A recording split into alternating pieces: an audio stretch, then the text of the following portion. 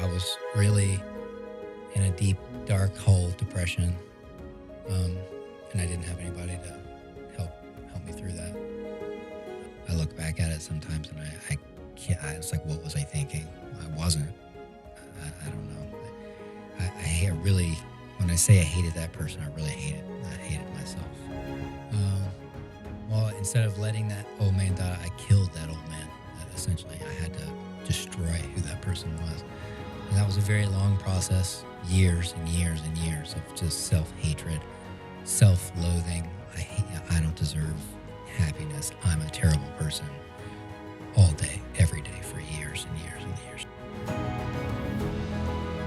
Everyone seems to have like that one moment. I remember June 17th, 1984. This is when I accepted Jesus Christ as my Lord and Savior. They have these moments. I don't have any of those moments at all. God forgives you. The other person forgives you. You have to forgive yourself.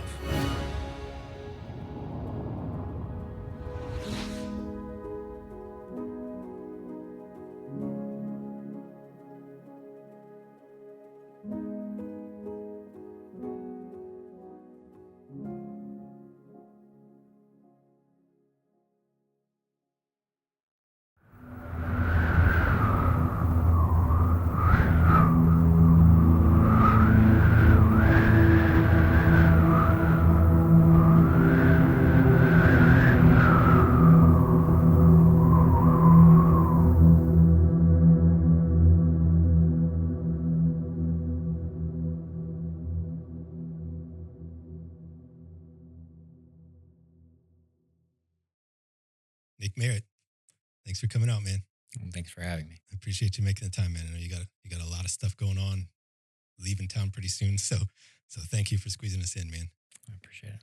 So we're gonna kick this one off a little bit differently than most of the other ones. Usually, when I talk to somebody about coming on here, there's a little bit of back and forth. There's some conversation. There's some prep and things like that. Not like we were just kind of talking about offline. Nothing is scripted, but we just kind of, there's coordination and things like that, just different conversations. But in this case, we spoke for the first time ever, like 48 hours ago, maybe more like 51 hours ago. So real quick, flash to bang. So my point is there hasn't been that back and forth. So we're both going into this thing cold, which is awesome. It's cool. We've never done it like that. So it's really cool. But all that's to say is usually there's like a little, I'll do like a little bio intro, just kind of wave top stuff. And we're pretty much going to skip over that this time. Just because I only know very little about you. So I'll throw out what I know. I know you joined the Army about 10 years ago. Is that right? Mm-hmm. Yep. Started off as a logistics officer and you transitioned over to PSYOP. It's a very cool job. And now you're transitioning out of that into another role. You're still active right now. Correct. And that's pretty much all I know about, other than you're from Maryland or lived there for long enough time to have a Maryland phone number. So, but we'll get into all that. We'll uncover all that. But it's really just more to let everybody know there's not going to be that typical kind of intro bio, just because we haven't had time to put that together. So, I've talked about this before on other interviews, and we kind of talked about it a little bit the other day. But a lot of times, when I ask, well, all the time, if I ask somebody in person about coming on, it's because I felt led to for one reason or another. And like I told you, man, sometimes I get it wrong. Like I don't get weird about it and pretend to be some kind of like prophet. And everybody I feel like I want to talk to must be Holy Spirit. No, I get it wrong sometimes. But sometimes it's pretty clear that that's not the case. That it's actually like there's actually a leading going on there, and I think that it's certainly the case with this one because it's Tuesday now, just this Sunday. I wasn't even going to go to church, man. I'd already been to the Thursday service. I wasn't on the schedule because I'll run sound a lot of times, or if I'm not doing that, I'll do something else or whatever I can help with. But I wasn't going to go. I wasn't on the schedule. They didn't need me. I've got lists of things to do. I don't have anywhere near enough time to do most of them individually, much less all together. So like I really didn't have 6 hours to spare just hanging out, just, for the fun of it. But I kept feeling just pulled to go. Hey man, you need to go. Just go. And there's like, okay, well, it's baptisms. I love to hear people's stories. So, okay, I'll just go. Um, so I wasn't even going to be there to begin with, for one. And then, I'm waiting out for the baptisms to start. I see you standing there.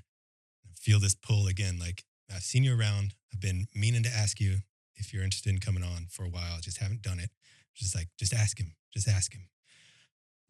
All right. Well, baptisms aren't starting for a few minutes. I'll go ahead and chat real quick.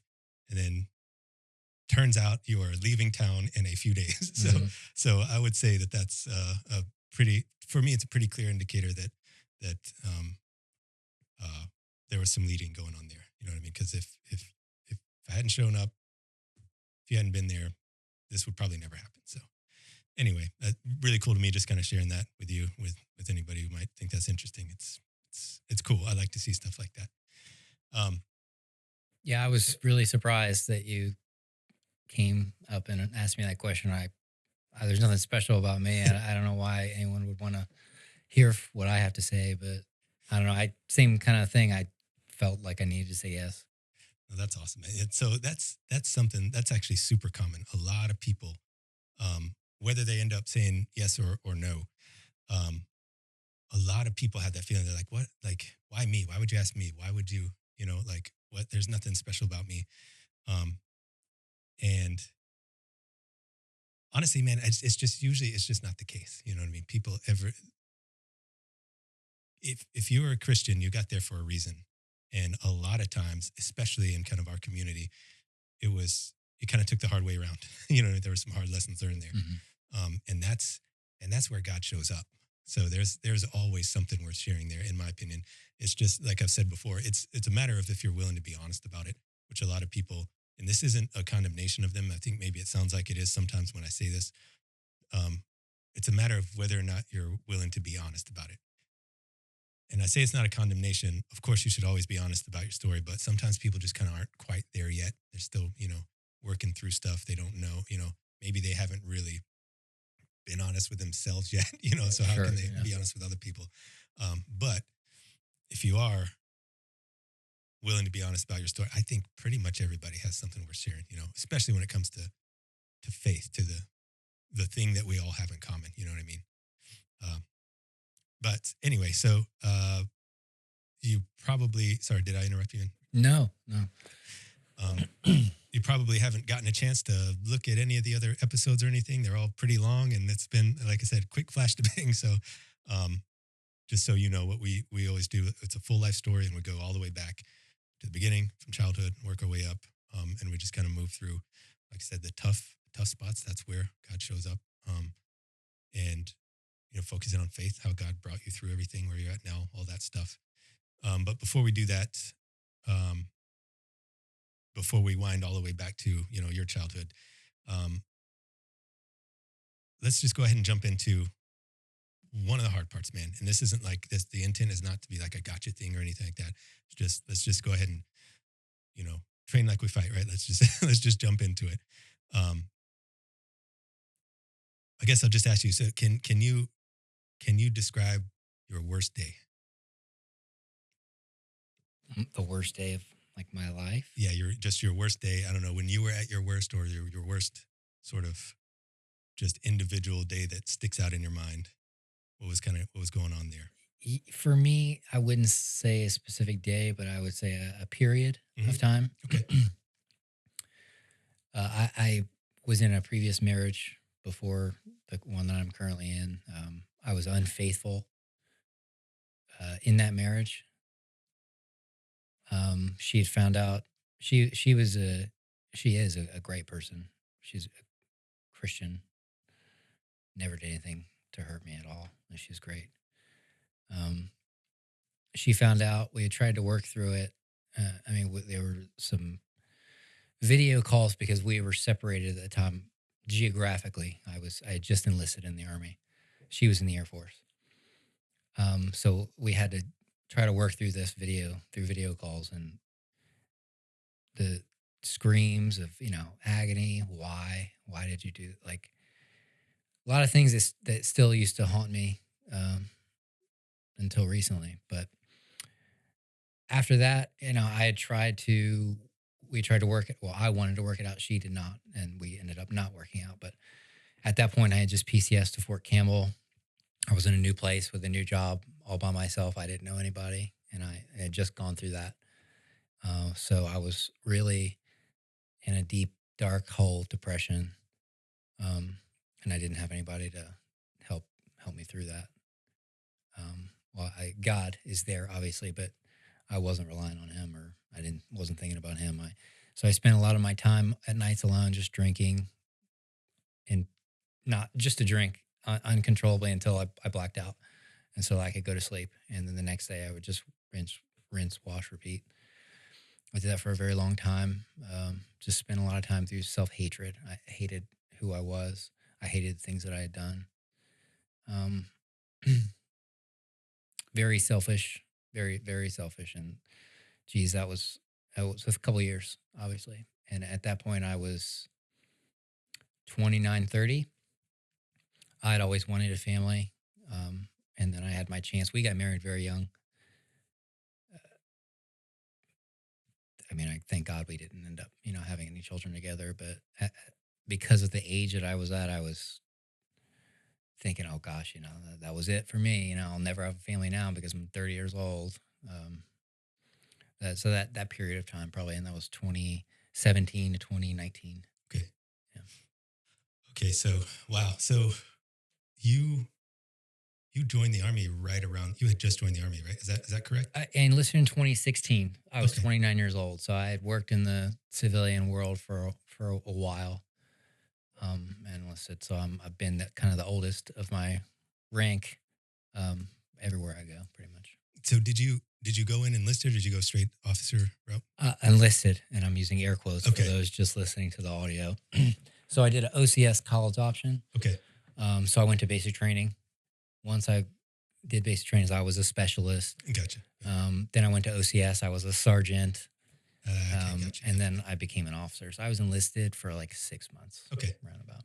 Okay. Well, you got a taste of the enlisted life. So I did. Yeah. That's cool. Yeah, I know what soldiers go through. That's good, man.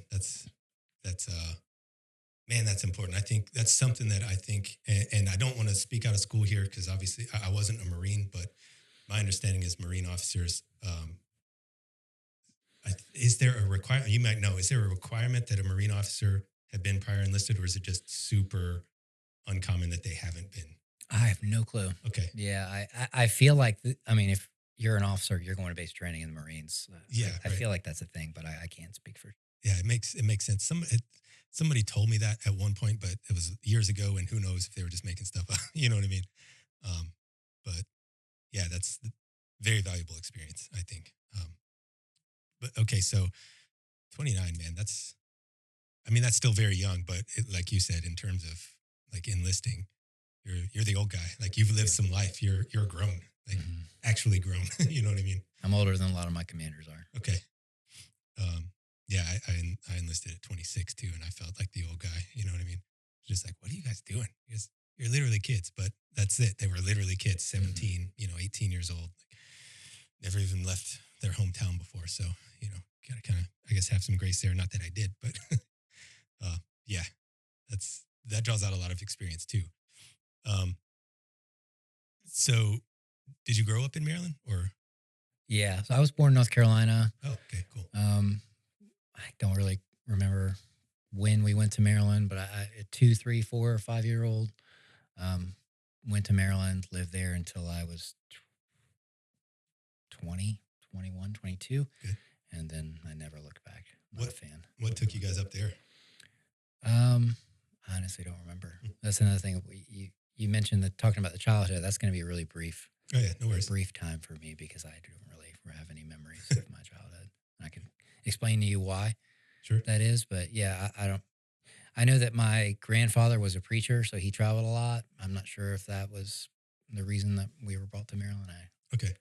So it wasn't a work thing for your parents, as far as you know? I don't think so. No. Okay. Well, what did your parents do? I'm just curious. So they're both in the medical field. Oh, okay. Nurses. My mom's retired now. My dad still works. Oh, that's very cool. That's very cool. I got a brother. He and his wife are both nurses. Well, my brother, I can't call him a nurse. It's not accurate. His wife is a flat out nurse. She works in the ER. brother graduated nursing school, never took the NCLEX because he decided to go do Army stuff instead. but yeah, I still lean on him. I'm like, hey, what should I take for this kind of headache? Stuff like that. Um, so you mentioned that you didn't, you don't really remember much of your childhood. What's the reason behind that? So, my mother had gotten married to a man. They had my brother and my sister. Mhm. I was told he was very physically abusive, pretty bad. So she divorced him. Then she met my father. They had me. He was also very physically abusive. I don't have any. These are just stories that I've been told, but I knew there were times where the abuse was so bad, we had to get locked in the closet so that we could be protected. And maybe maybe I saw things, maybe I heard things, I don't know. But yeah, I have very, very few memories of my child from probably middle school and before. Whether that has any connection to the abuse, I have no clue. Yeah. Maybe, I don't know. I haven't. I don't have any interest in unraveling it because I'm past that. Sure, it's not who I am. But then my mom met the man that I call my father currently when I was like 2 or 3, or baby, and he's raised me. He's my father. I have no interest in ever meeting my biological father at all. But yeah, so because of that, I don't really. Okay, yeah, I get that, man. I know I told you offline that I try not to talk about me too much, but I identify with that deeply, man. That's that's the story of my whole childhood, man. I was from stepdad to stepdad. Just, dude, I learned how to take a beating like a pro before I started school, man. And it just got worse. It went from hands and belts and plastic golf clubs to 2x4s and belts, but the buckle into the belt and just that was my childhood until I don't know, probably 12, 13, and then I ran away very shortly after that. Been on my own since then. So, Oh, wow. so I get it, man. I get it. It's when you say you got no interest in unraveling that, that's some people might hear that and be like, no, you should dig into that. No, maybe you shouldn't. Like Yeah, I don't need to. Yeah, I don't want to. yeah. I'm here to tell you, you will carry that around like it or not, and it would show up in ways that you don't want it to. You know what I mean? Because you're like, that's not me. I know where this is coming from. That's not me, but it's like hard coded. You know what I mean? So I'm happy for you. I'm happy that you can't remember it, man. Sincerely. What were you kind of into? Do you kind of remember what you were into until middle school or anything? Outside kid or? Yeah, outside. Okay. Playing sports. I played a lot of sports: baseball, basketball, hockey, lacrosse. Wow. Okay. I don't know why I said hockey. That's not true. I didn't play hockey. Lacrosse, baseball, basketball, football. Do you like hockey? No. Okay. Really? I don't know why I said that, but yeah. Lacrosse is big in Maryland, so I played that in high school. Okay. I played football as well in high school. Okay. So, and throughout growing up, what was your faith like? Like, were you Non-existent. not a church family or anything? So my grandfather was a preacher for 50 plus years. His wife, my grandmother, was obviously a very devoted preacher's wife. They were the most religious people. If those people aren't in heaven, I'm not getting into heaven for sure. Because so they were obviously heavily involved in the church, which meant we were involved in the church. But I mean, I went to church a lot of Sundays. I never paid attention to the message. I'd be playing, games on coloring, whatever, anything other than paying attention to the message. So that was about it. I never really prayed. Probably prayed if I wanted something, but God was not in my mind hardly, which is, I'm ashamed of that. I wish that, especially my grandparents, wish they could see the relationship that I have now with God. But yeah, no, non-existent pretty much. That's super common too, man. Can you pull that mic just a little bit closer to you? Yeah, there you go. Good. There you go, man. That way you don't have to feel like you got to project or anything. Yeah, that's super common too, man. A lot of folks a lot of folks, especially, I guess, around here in this community,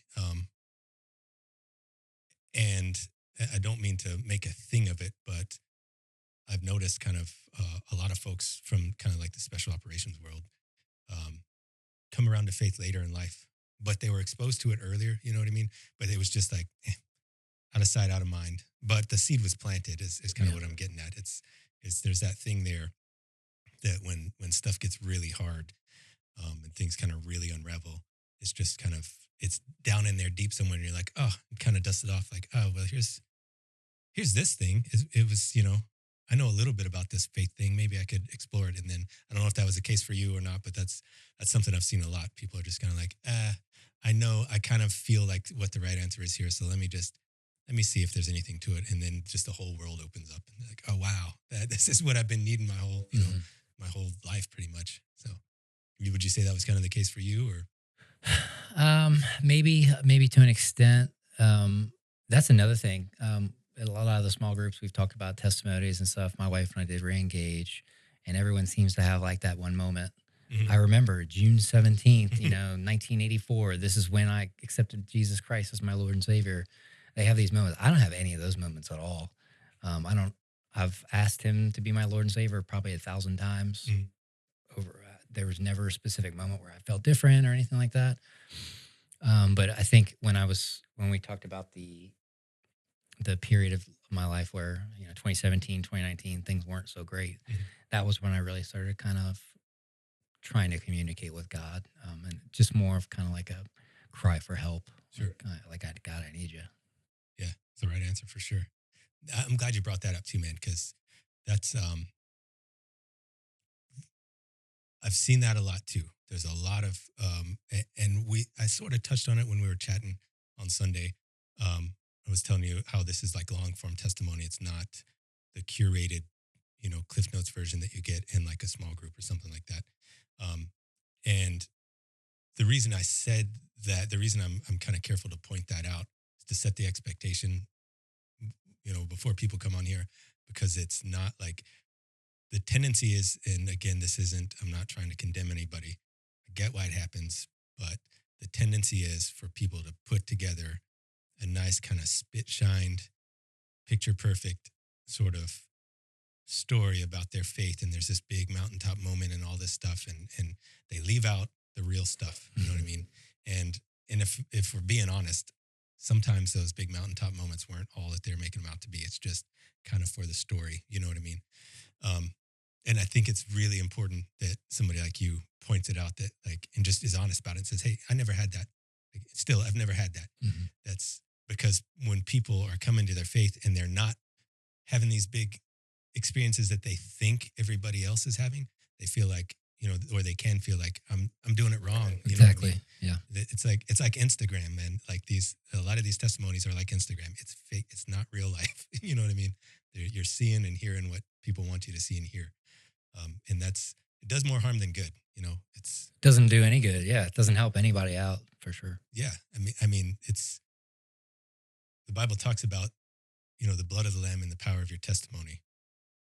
The power of your testimony is lost if you're not honest about it. You know what I mean? And yeah, so I'm really glad that you said that, man, and you pointed that out because it's a lot more common than people realize. Uh, anyway, enough blowing smoke. Blowing smoke your way, man. But it's sincere. But I'm not trying to butter you up or anything like Oh, I appreciate that. it. Okay, so going through high school, we're kind of breezing through childhood and everything, but through high school, say you play football, things like that, and just kind of just normal high school stuff. And did you? It sounds like you didn't really plan on joining the army or anything when you were a kid, or No, I no? wish I had, because if I did out of high school, I'd been retired already for a year. No, I did. I think the typical common college thing where you go to college for this degree and then you switch to degree pass and then you switch again and you switch again. So I started off and went to ECU for a criminal justice major. Mhm. Obviously, I didn't continue that. I spent most of my time there drinking, um, womanizing. I was in a fraternity, so um, the first semester was really rough. I think I got all F's and one D. So that was a rough conversation to have with my parents, but I turned it around, improved my grades a lot because I actually started going to class and studying. But I decided I wanted to come home to be closer, so I went home. I went to a community college. I finished my associate's degree. Then I went to Salisbury University, which is the local college there. Got my bachelor's degree in exercise science. Makes sense. Yeah, that's where I met my ex-wife. She was in the Air Force, like I said. Well, did ROTC. So once we both graduated, we moved to Florida was the first duty station, and then Utah. Where was I going with this? Just walking through, yeah. career plans for life and stuff. So I never really thought about the military, but being exposed to it through my ex-wife, I thought this would be good. She makes a lot of money. We can make money and stability. So I tried to do the Air Force thing. I qualified across the board to be an officer. I wanted to get that money because I already had the education. Mm-hmm. But they really weren't looking for an exercise science major. And so the Army will take anything basically. So sure. I was like, well, let me do the Army. And I did my OCS contract in Utah, out of Utah. And now here I am. I started off as a logistics officer. I was going to get out of the Army. I had my refrat packet, which is like a release from active duty for officers. And I was like, let me try one more thing. So I went to selection. Got selected, went to PSYOP. That was in 2020. Loved the job. PSYOP's been great. I have no reason to leave, but so I kind of missed something. Let me go back. I had done my master's degree in international relations 4 or 5 years ago and started my PhD in public policy, specifically nuclear energy policy. Okay. Personal passion of mine. Like I'm fascinated with all things nuclear. I'm not a nuclear scientist by any means. I can't intelligently speak to it, especially not right now. But I didn't finish that PhD. That's another story for another day. But I did all my coursework for that. And I got an email for this FA 52 is what it's called, Functional Area 52, which is a nuclear and countering weapons of mass destruction officer. And it was like, this is what I want to do out of the Army too. It's a career that will set my family and me up for the rest of our lives. So I took it. And that's why I'm leaving, in less than 1 week. I'm super sad, not happy at all, but be gone for 2 months to go to qualify to be this new officer, this new role. That's very cool. I definitely want to dig into a little bit of the Army stuff, but like I said when we were chatting, it's not. And the reason I'm saying it here on the mic is just I've mentioned it before, but I'm just kind of trying to hammer the point home. Sometimes.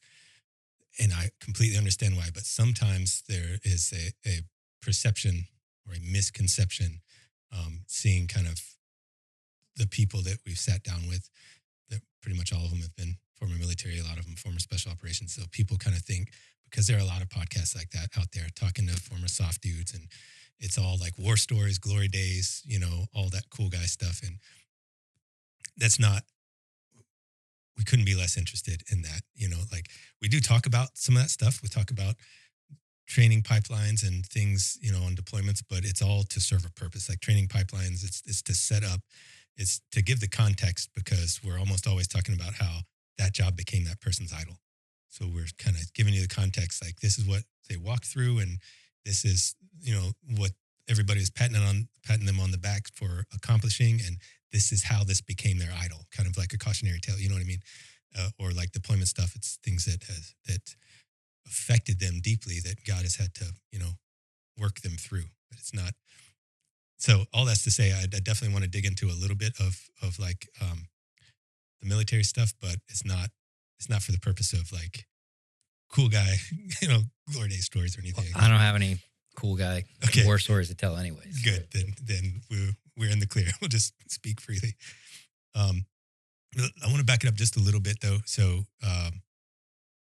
you enlisted at 29 from Utah, but so what were you doing between college and then for work and all that stuff? So in Florida, I worked at Hearst Rental Car. Okay. I was a airport manager. We called it a location manager. So I ran the Hertz at an airport in Florida. I worked as a sales manager at Belk department stores Okay. in Florida. When we moved to Utah, I worked at a company called Pacific Office Automation. We sold like really big printers, industrial size printers. It was a lot like that show, The Office, Okay, but yeah. instead of paper, we sold printers. Nice. But I was a branch manager there, and that's when I enlisted Okay. in the Army. So just kind of finding something that interested you at least a little bit that you could kind of stay steady at. Yeah, that gave me a decent paycheck. Okay. Yeah. I was not the breadwinner of Okay. that relationship. Were you doing any kind of like personal training or anything? Yeah, so I got my personal training certification a long, long time ago. Mhm. I worked at a world gym for a little bit, but it's really just a personal hobby of mine, Sure. not something that I want to do for the rest of my life. I get that. It takes the fun out of it, right? Yeah. When you start getting into programming and stuff, like learning this, I was certified for a little while too, and like learning this stuff, dude, I loved it. Because I just love knowing how that stuff works, and getting into stuff like the muscle spindle is just that's like secret sauce. Like learning all that stuff just excites me. But then when it comes time to like programming and all the other stuff and getting people's, you know, baseline levels and doing all, it's like it's a selfish thing to say, but just being honest about it, it's boring. Yeah. It's so boring. I just like to know how it works, I guess.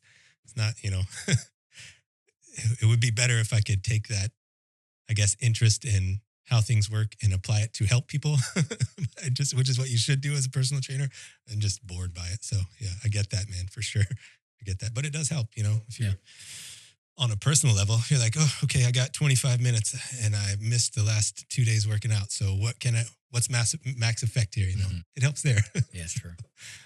Anyway, okay, so you kind of see the stability and stuff like that going. What did your ex-wife do in the Air Force? She was an aircraft maintenance officer. Okay. Specifically, she worked with the F-35s. Oh wow. The new jet. So she was like the first female to do everything basically from start to finish. Every month she was like first female officer to do this. So she was super high speed. That's such a cool aircraft. Yeah. Wow, man. I've seen. We used to live pretty close to Buckley Air Force Base, Space Force Base now, I guess. But anyway, every now and then I would see one of those guys coming in low and slow. I'm just like, at least I think it was. I mean, what do I know? Army guy, I don't know. It looks like an F-35 to me. Could have been something else. But anyway, I just love seeing him. I used to want to be a pilot, so I love aircraft of all types, pretty much. Me too. They're cool. So anyway, you see kind of the stability of the Air Force, and you're thinking, okay, I can do this military thing. Air Force isn't going to work out. Army seems like a good bet. Did you know what you wanted to do, or you just kind of wanted to get in and just? I did, and so actually, really, what did it for me? The final straw that made me want to enlist was I did a Tough Mudder with my ex-wife and all of her other Air Force people, and it was like easy. I was crushing that thing. I did every obstacle with ease. I was leaving all those other military guys in the dust, and I went to work behind my computer and thought, man, this is what I'm capable of doing, these things, and this is what I'm doing. Like, this is what I want to do for the rest of my life. It's just this, and waste whatever physical abilities I have. And so that was really where I was like, I need to join the military, I think. And I wanted to do infantry. Okay. Because I was going to go full, like all out, full hua. Yeah, for sure. I mean, I want all the stuff. I'm a soldier, but because she was also in the military, my ex-wife at the time, we thought maybe I should choose a job where I'm not going to be in the field all the time or deployed all the time. So I went with transportation specifically. Okay. Which I think is a great branch. There's a lot of good experience, especially it's hard to get a job probably as an infantry officer outside the military, but if you're a logistician, you get a lot more doors opened up for it. Oh man, yeah. Contract companies are always looking for loggies, Mhm. always. And they pay because Yeah. it's a niche skill, you know. So I'd say good choice. Did you? So you enjoyed it pretty well. Yeah. Yeah. Enjoy. Well, going back to like the story I said where I after the Tough Mudder, I went into my office and behind my computer and Mhm. said, "Is this what I want to do?" And so then I enlisted and as an officer, and I didn't know this, but I'm still behind a desk, Sure. behind a computer, but I still get to do some fun, cool stuff outdoors. So I saw you sent over some pictures. I saw you've been to a few schools. Did you go to like airsoft, Pathfinder, all that stuff as a loggy officer, or was that Yeah. later? Okay, Yeah, as a lot. And now when you're at Campbell, all those schools are right there, the sure. Sobolowski Air Assault School. So they forced you to go to air assault school. So went that. I went to Pathfinder school. I failed the first time, Okay, but went back the very next class and passed. I went to Rappel Master School. Um, nice. I think that was it for schools there. Okay, okay. So um, after you go through everything and you get assigned to your, what was your first unit? The 101st That was your first one. Sustainment Brigade. Yeah. Okay, 101st. Okay, Fort Campbell. Yeah. Um, Great place. you like it? You Oh, like it I out there? loved it. I'd love to go back. Really? Okay, that's awesome, man. I spent a little bit of time out there, man. I used to I used to be a tattoo artist. That's where I started tattooing out there, not in the army, obviously, but like right across from one of the gates is where I did Oh, that's, a lot of yeah. my apprenticeship.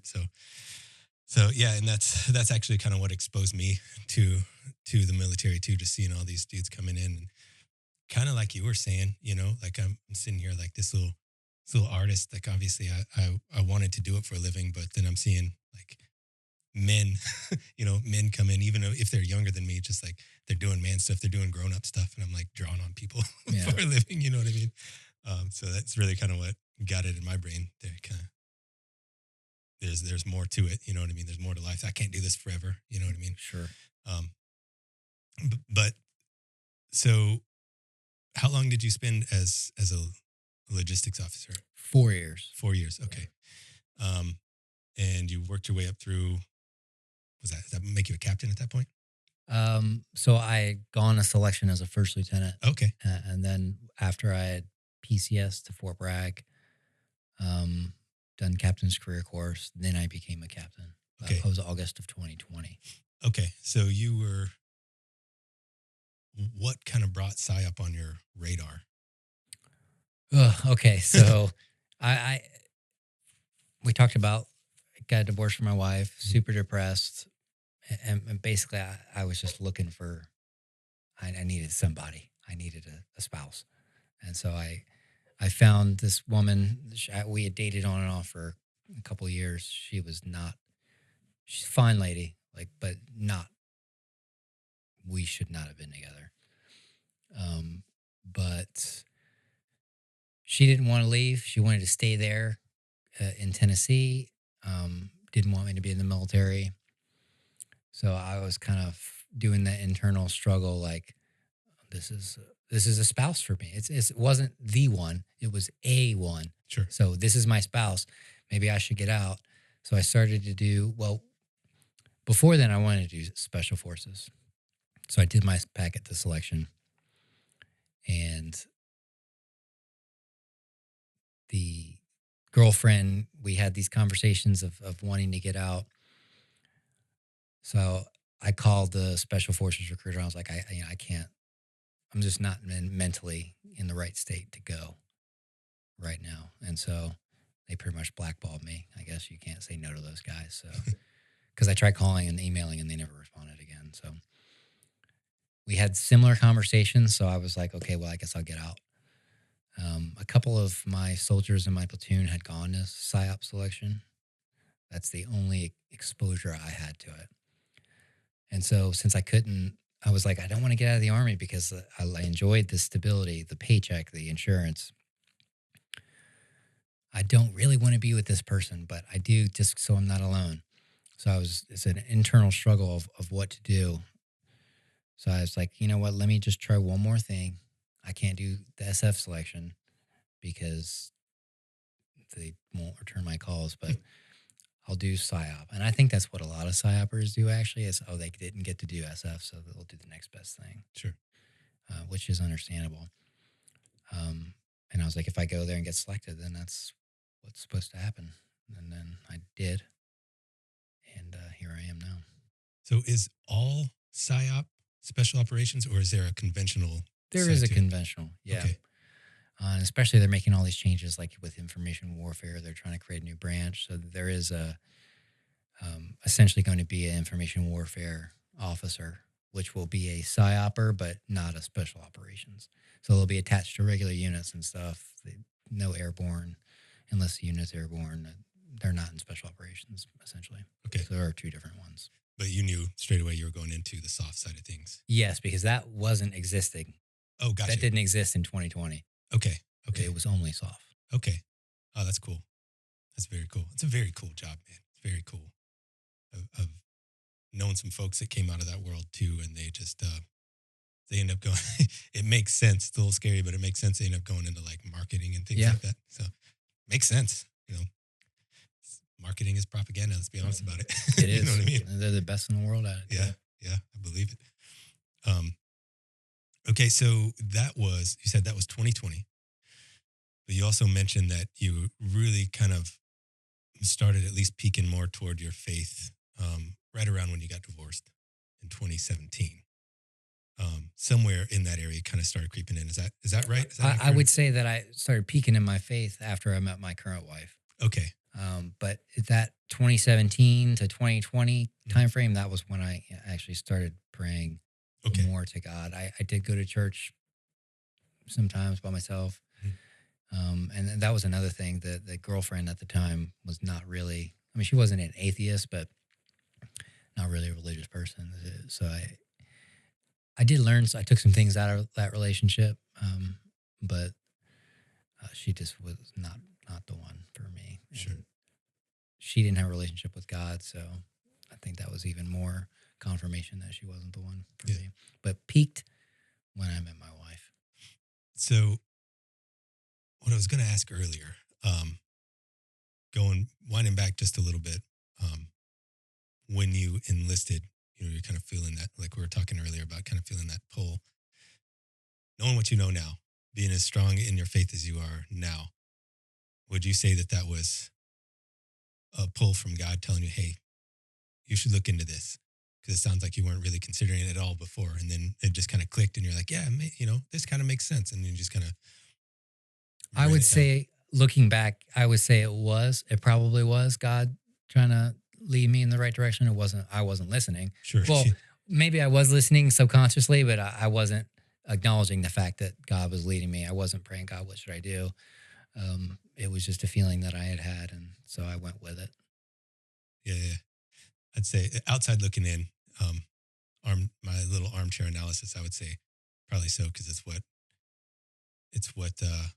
what landed you with your current wife, and I can tell, knowing very little about you, I can tell you are a family man. Like that seems to be your thing, and probably would look a little bit different if you hadn't joined the Army.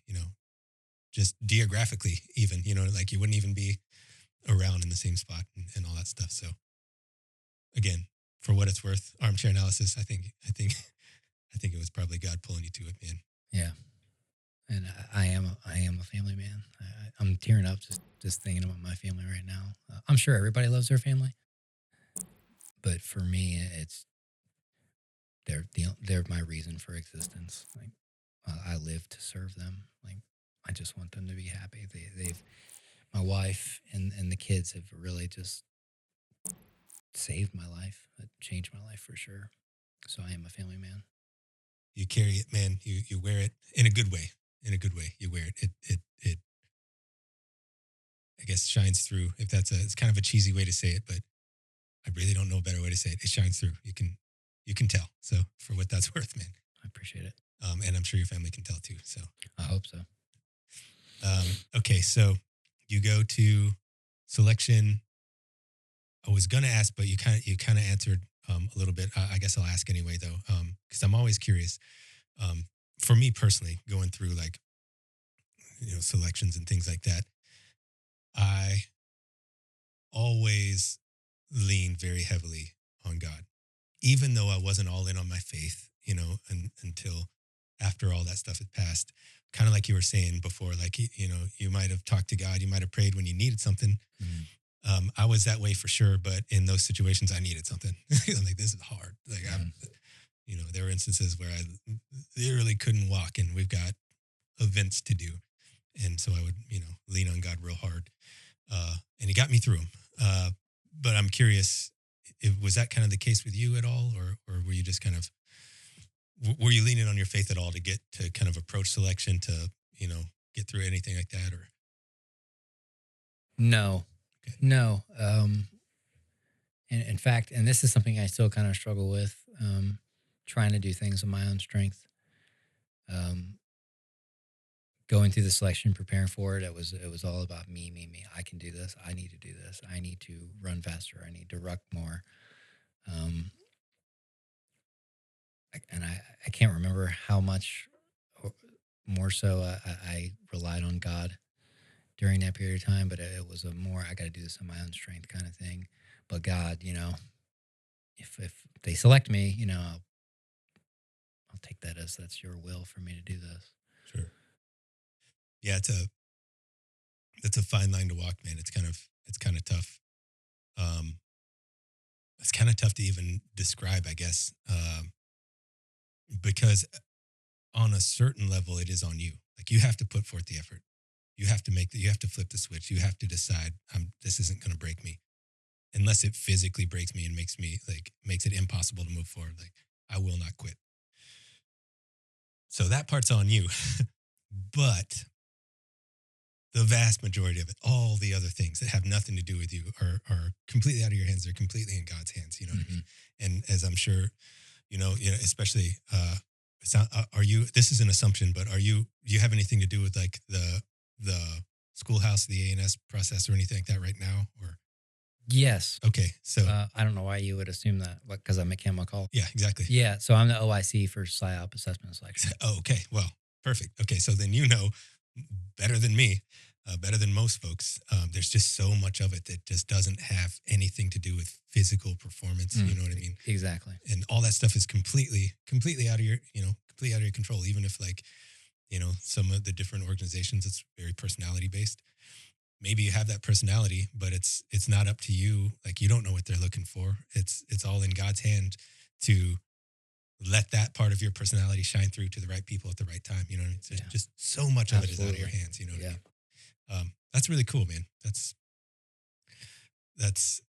yeah. Anyway, I'm just kind of trying to illustrate it's a fine line to walk, and I wish I could kind of explain it better for somebody who's maybe ramping up, for a selection or something like that. They have that, but they are faithful. They're Christian, and they're kind of wondering how to tackle that. And maybe that's a good question for you, actually. What would you say, now that I've just learned that you're OIC for selection out there? What would you say to a young Christian who's approaching any sort of selection, in terms of, like I said, doing your part, but not thinking you're going to do it on your own strength? Does that question make sense? Yeah. I'm not sure if I can answer it though. Not because I can't, but because I'm not sure I know how. Sure. Could you rephrase that question again? Okay. Yeah. Let me try. Let's go. Let's go on this journey together. So what I was trying to articulate and doing a terrible job of was that fine line between your personal responsibility in terms of effort and preparation and mindset and things like that, and all the things on the other side that are not under your control. They never will be. And you really have to rely on God. Even folks who aren't Christians, who go through those processes, they get selected and all that stuff, they think they did it all themselves. They didn't. Mhm. You know what I mean? But as someone who's going into something like that as a Christian, you should, I think, it's only right to acknowledge that, hey, most of this is out of my hands. Mhm.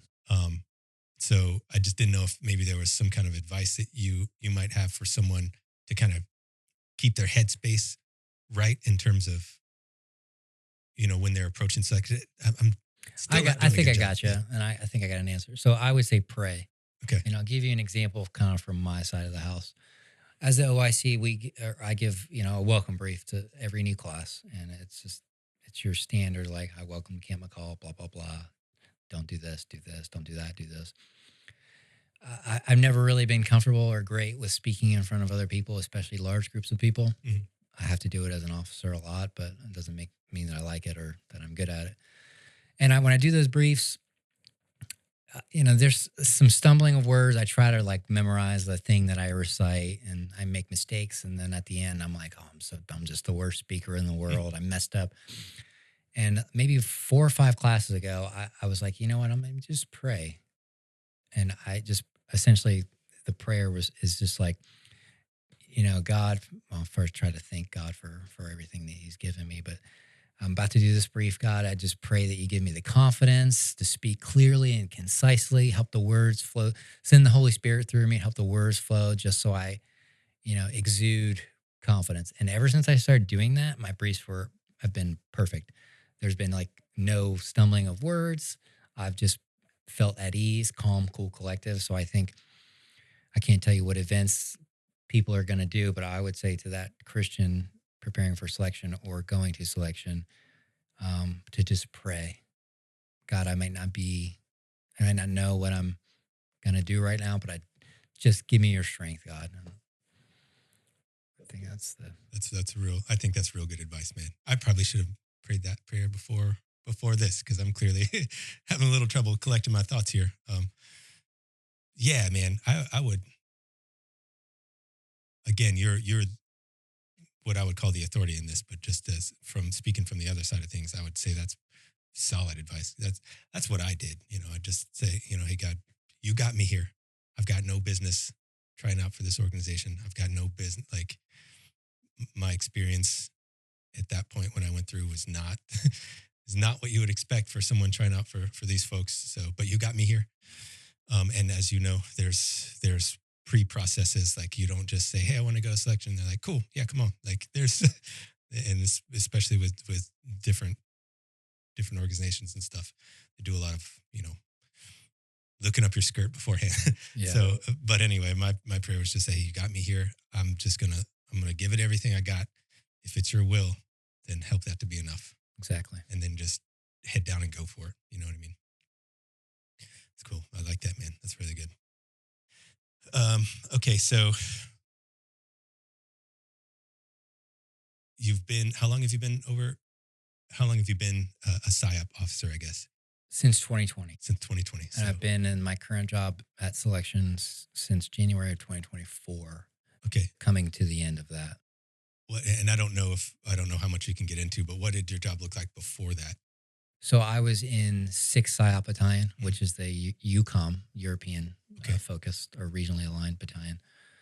So I was a detachment commander Mhm. there specifically. So it's broken down into 3 areas. So you have the Ukraine mission, the Baltics mission. So it's like Latvia, Lithuania, Estonia, Mhm. and then the Balkans, which was my mission. So that whole Balkan Peninsula, Serbia, Montenegro, North Macedonia, Kosovo, that whole area. Okay. So that was where my deployment was to that region. And that's where pretty much my whole time as a detachment commander was focused towards. Okay.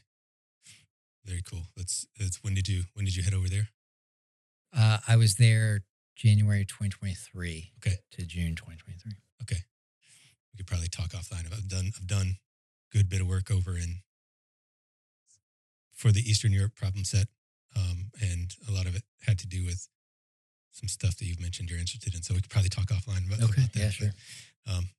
But, that's very cool, man. And what did you think about it once you kind of got into it and you got through, the qualification course and all that stuff? I'm assuming it kind of looks the same. Like there's a selection, so there's going to be a qualification course and all that stuff. So once you got through all of that and you actually got into the job, were you what were you were you happy with it? Were you thinking it was what you I was wanted? very happy. Okay.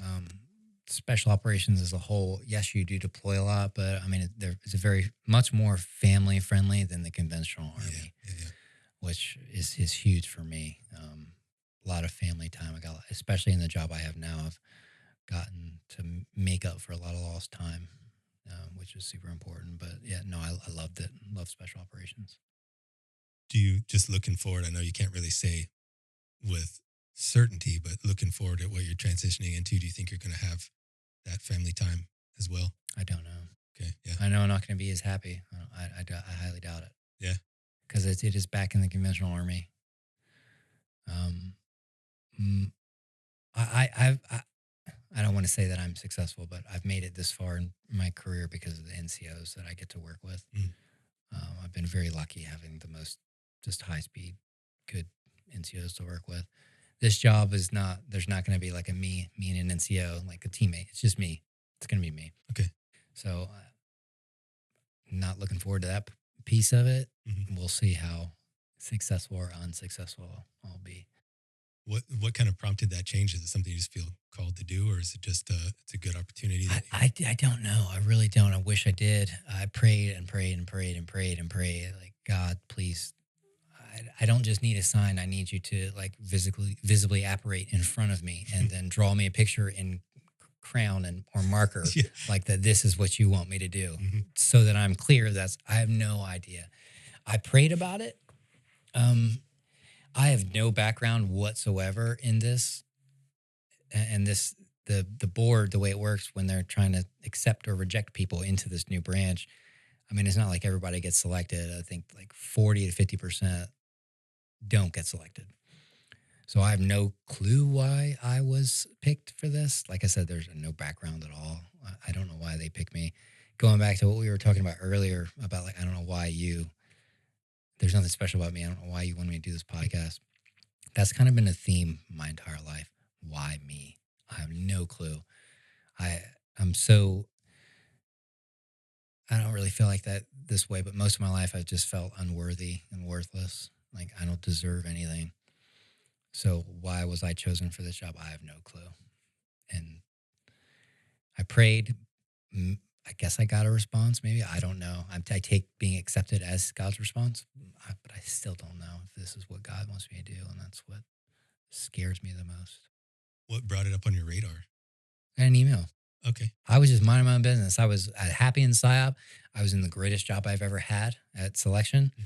and got this email. And like I said, I was working on my PhD for nuclear energy policy, and a lot of this job is like nuclear weaponry development, design, things like that. But another part of it is like policy, arms, treaties, things like that. Wow.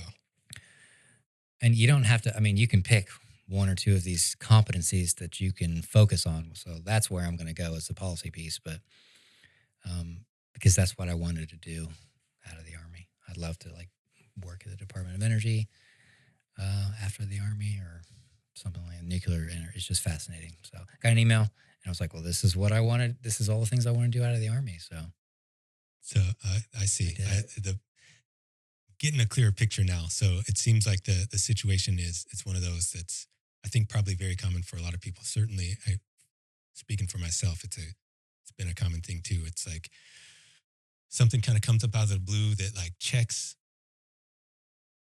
a lot of boxes that you never expected to Mhm. check. But there's like I've said before, there's always a give and a take, and the take to take all the things, all those boxes being checked, to take that opportunity, you got to give something up, and you're just that's the hard part. A lot of times you're like, but that means, like you said, that I'm in special operations. It's a different world, as you know. It's much better for certain personality types. You know what I mean? Standard of living and all that stuff, and it's your favorite job that you've had, and you're flourishing in it, and all that stuff. So you got to give that up for the uncertainty and going back to the rigidity of the conventional and all that stuff. And it's like, yeah, I get that. That's a struggle, man. Like, Yeah. but there's all these things, but then there's, like weighing the options. Yeah, I get that, man. I get that. But it sounds like you kind of settled in on it. Said, Yeah, another part of this job is like, unless someone drops a nuke, I mean, I'm not going to deploy. Yes, I'm leaving for 2 months here next week, but there's really no deployments in this job, which is great for me. Mhm. My last deployment, so I missed my baby's first birthday, which is a real struggle for me. And that whole deployment, I was like, I'm getting out of the Army. I can't do this. I don't want to be away from my family. I need to be with them. Um, And then when I finally got home, we talked about it, my wife and I. Thought, well, maybe, I would only deploy like probably one or two more times. So that's 6 months, 6 to 12 months for the over the next 10 years. That's not bad. And then this job came up. And so one of the questions I asked was, what are the deployments like? And they were like, there's not a deployment really, which is good. So I guess I'm kind of holding on hope to that. Not that I don't want to deploy. I joined the Army for a reason to deploy. But if I don't have to leave my family, that makes me a very happy man.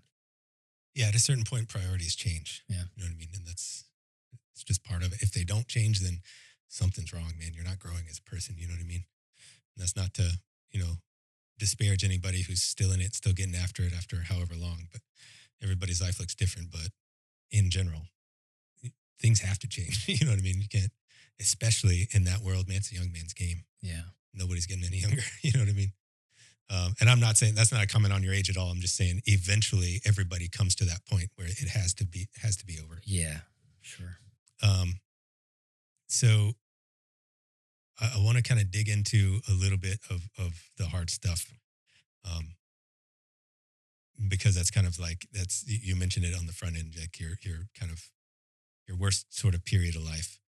Um, let's just kind of dig into that a little bit. I'm curious, kind of because what you're describing, all the things that were going on, the infidelity and stuff like that, that's just not, again, just from what I can see and kind of know of you, whatever little bit that is, it just doesn't seem like the same guy at all. So I'm just really kind of curious, kind of how that person came to be, and you know what I mean, and kind of just all the things that went into that. And I guess maybe let me try to help you out a little bit. Let's back it all the way up to when you were so your first marriage. Were you generally happy in the marriage, or was there some relationship stuff? I would say no. No? I mean, I don't think somebody who's genuinely happy would do the things that I had done. Okay. But we were good friends. I mean, it was I guess in that aspect, it was like I married a friend. Mhm. And so we were living together as husband and wife. But I really don't think that we were truly husband and wife. Okay. Probably shouldn't have been a marriage. Should have been just more of a close friendship or something. Yeah. Okay. I'm glad it was, though, because I mean,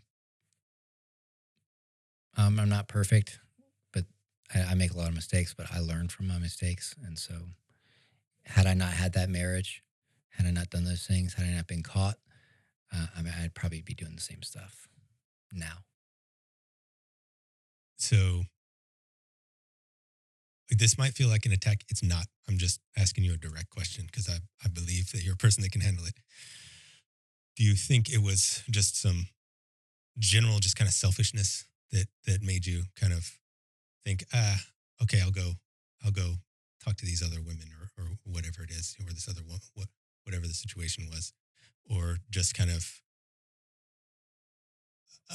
well, I guess, yeah, I'll just leave it at that because that kind of wraps everything up, even if it's like a thing. Because sometimes people are like, they're kind of unhappy, unsettled in their marriage, and they're like, I deserve better. You know what I mean? Like some people actually say that to me, I deserve better. And so they'll go out and find what they think is better. I'm not saying that was the case for you. I'm curious if there was anything like that, or if it's just you kind of just being young, probably shouldn't be married anyway, and just kind of didn't understand the importance of commitment. You know what I mean? Uh, on that, I don't feel like I'll ever be able to truly give an answer as to why I did that. Mhm.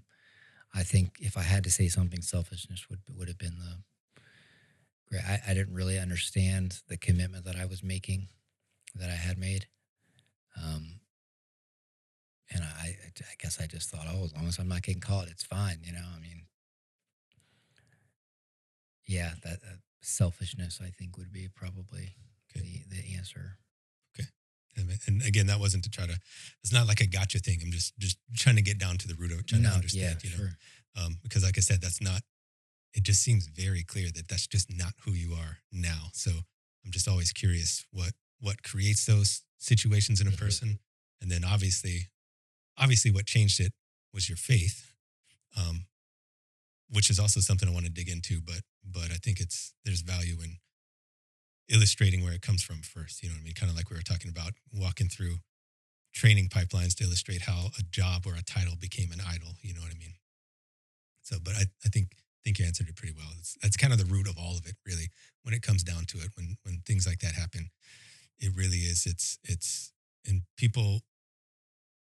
can people are really good at justifying what they want to do, and if there's any sort of unhappiness or just being unsettled at all, it's real easy to say, like I said, I deserve better. It shouldn't be like this, and Oh, no, that wasn't me at all, man. No. It was 100% just selfish. Like, Okay. oh, I want to go do this because it's going to make me feel good for a brief moment. Okay, yeah, Kind of thing. just don't get caught.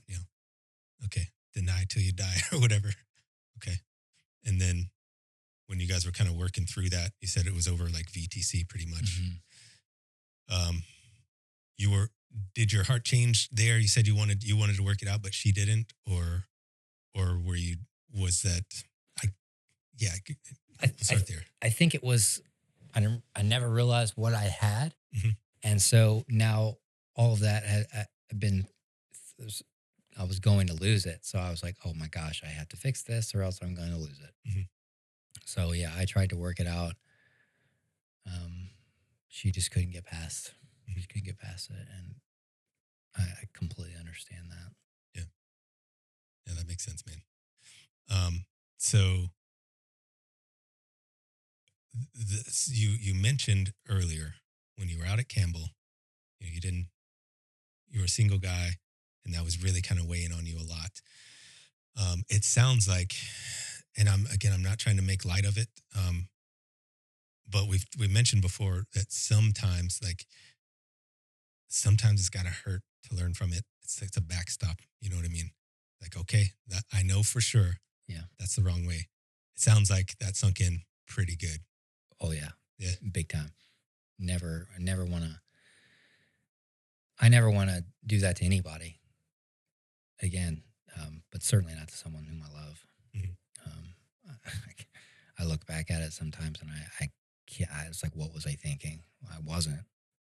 I don't know. I really, when I say I hated that person, I hated myself.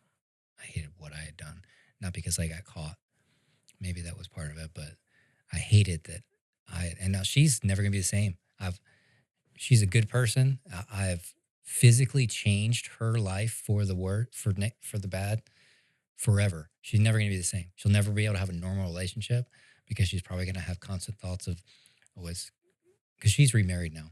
Is he going to do the same thing to me? Like, this nice, good person her life has been negatively affected because of what I did, and that'll never change. And I hate that. I hate that I did that. So how do you kind of reconcile that within yourself? Like, I'm not saying again, I understand. I truly understand the value and we've talked about it before with several folks. Sometimes you just kind of have to sit with it. Sometimes it doesn't need to go away. So I truly understand the value of like it hanging around as a backstop.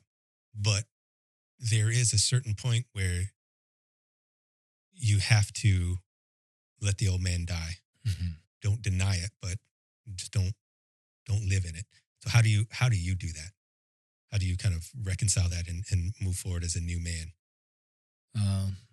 Well, instead of letting that old man die, I killed that old man. Essentially, I had to destroy who that person was, and that was a very long process, years and years and years of just self-hatred, self-loathing. I don't deserve happiness. I'm a terrible person. All day, every day, for years and years and years, drinking. And I knew that God had forgiven me. And then I knew that she had forgiven me multiple times because she's told me multiple times, but I never forgave myself. And that's, I had met my wife and she'd introduced me to Grace Church, and Pastor Ryan did a message on the freedom cycle. And this is where kind of everything changed in 2020. I still, even though I was with my wife for a couple months, things were looking good. I was happier than I had been, but still like self-hatred. You don't deserve this. You're terrible.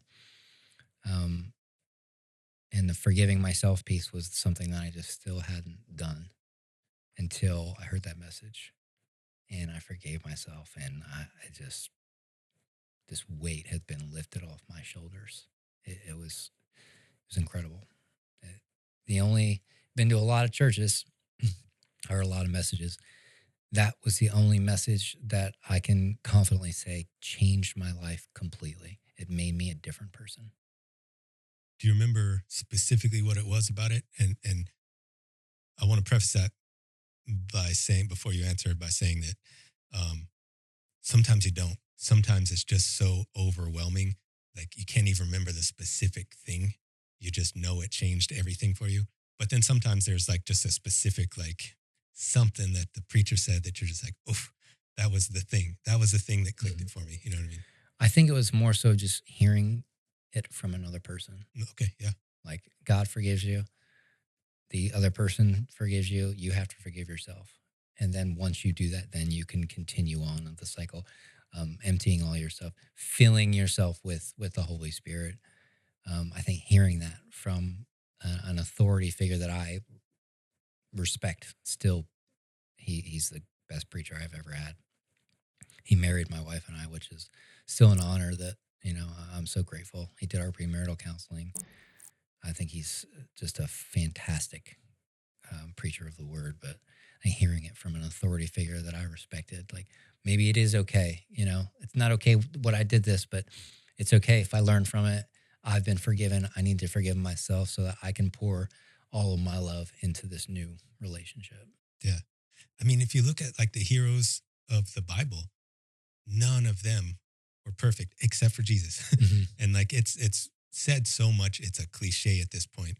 But man, it's absolutely true. There was only ever one perfect person. Yeah. Like you look at David. Whoa. I never had anybody killed, Right. Yeah. See, you know. yeah. Um, yeah. Even David, Paul, who's my favorite person in the Bible. yeah. Paul, yeah. I love his story. Moses too. Moses was not a perfect dude. He was forbidden from going into the Holy Land. You know what I mean? After 40 years. Yeah. Yeah. It's so what you're saying is it's important, man, because people get it in their heads. Part of it, I think, it comes from kind of what we touched on a little bit earlier, that sort of Instagram type faith that everybody sees. Like everybody, oh, this person's perfect. They came up in church. They've never really struggled. They don't know real life. You know what I mean? And it's just not real, man. Some folks, yes, there are some folks who have lived a very charmed life, and doesn't make them bad people at all. I've even talked to some folks about um, coming on here and just kind of, and they were, to their credit, they were like, "Yeah, I know, I've had it pretty good." You know what I mean? I'm like, "Well, good for you, because you turned out great." And Yeah. it doesn't always happen like that. But in general, man, I mean, Jesus said it best himself. Like, what good, what use does a healthy person have of a physician, right? Right. Yeah. Like it's for the broken. That's why it exists. You know what I mean? That's why he came down. That's why he stepped into the world himself. You know what I mean? Um, yeah. So it's really important that you're saying that, man. I think it's good for people to hear. Just like you said, it was good for you to hear from somebody else. And I get that, Ryan. That guy's that guy's got a gift, man. Yep. He just gets it. He just gets it, man. Um, so when you're kind of after that sort of freedom cycle moment, um, actually no, let's back up. Where did you meet your wife? We met on Facebook dating. Okay, So Facebook has a kind of like a dating app thing. didn't know that. It's during COVID. Not that people still do dating apps before and after COVID, but it was during that time. I had done all the Tinders and the Bumbles and met a bunch of different women, and nothing came to fruition out of those relationships. But my friend had told me about Facebook dating because we were talking about how like I'm trying to find, my wife. And so I matched with my wife on Facebook dating. I thought for sure she was I was being catfished or she was not a real person because I was looking at those pictures. I was like, there's no way she's fake. Like, no way someone like that is interested in me. This is the most beautiful woman I've ever seen in my life. And I'm like, I look like Shrek. I still say that to this day. She's Fiona. I'm Shrek. Like, I'm an ogre. But we matched. We talked for a little bit. she had had a daughter from a previous relationship, a 7-year-old. So that was a whole new experience for me. We met, we went on a date, and it's interesting that the first part of this podcast, we talked about my infidelity. Well, that was like the first part of our first date. I picked her up, and then she had known that I was married previously, didn't know why. And we're driving to the restaurant. I just met this beautiful supermodel for the first time, and it just comes up in conversation. So, what happened with you and your wife? And I thought, I've been asked this a few times recently on first dates, and I've lied. And I thought, oh, I can lie to this girl again. And then if we end up being together for a while, it's going to come out. And then she's going to be like, why did you lie to me? Or if I want something serious with this woman, I can just be honest, which is a scary thing to do within the first, usually that's like a red flag. Like, I'm surprised she didn't say, turn around, drop me back off. I was like, okay, I'm going to be honest. And I told her, and I think she really appreciated that I was honest with her. And we continued the date, and it was an amazing date. And then we dated again and again and again. And then I asked her to be my girlfriend. And then 6 months later, I asked her to be my wife. We've been married for 5 years now. We have two girls, and my cup is overflowed. I couldn't be blessed anymore.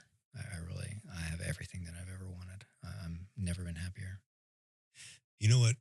Again, armchair analysis, outside looking in, what I hear when you say that is it all comes down to something that Ryan actually talks about a lot, man, confession. That's what it comes down to.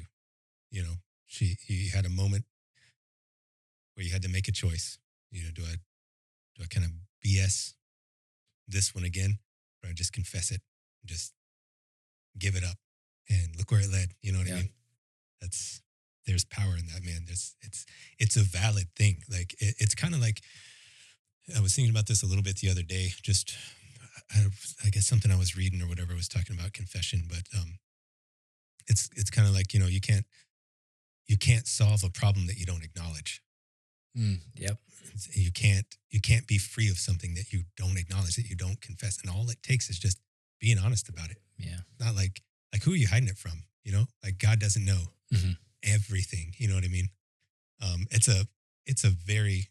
something I've personally tried to sort of implement over the last, I don't know, I guess probably a year or so, something like that.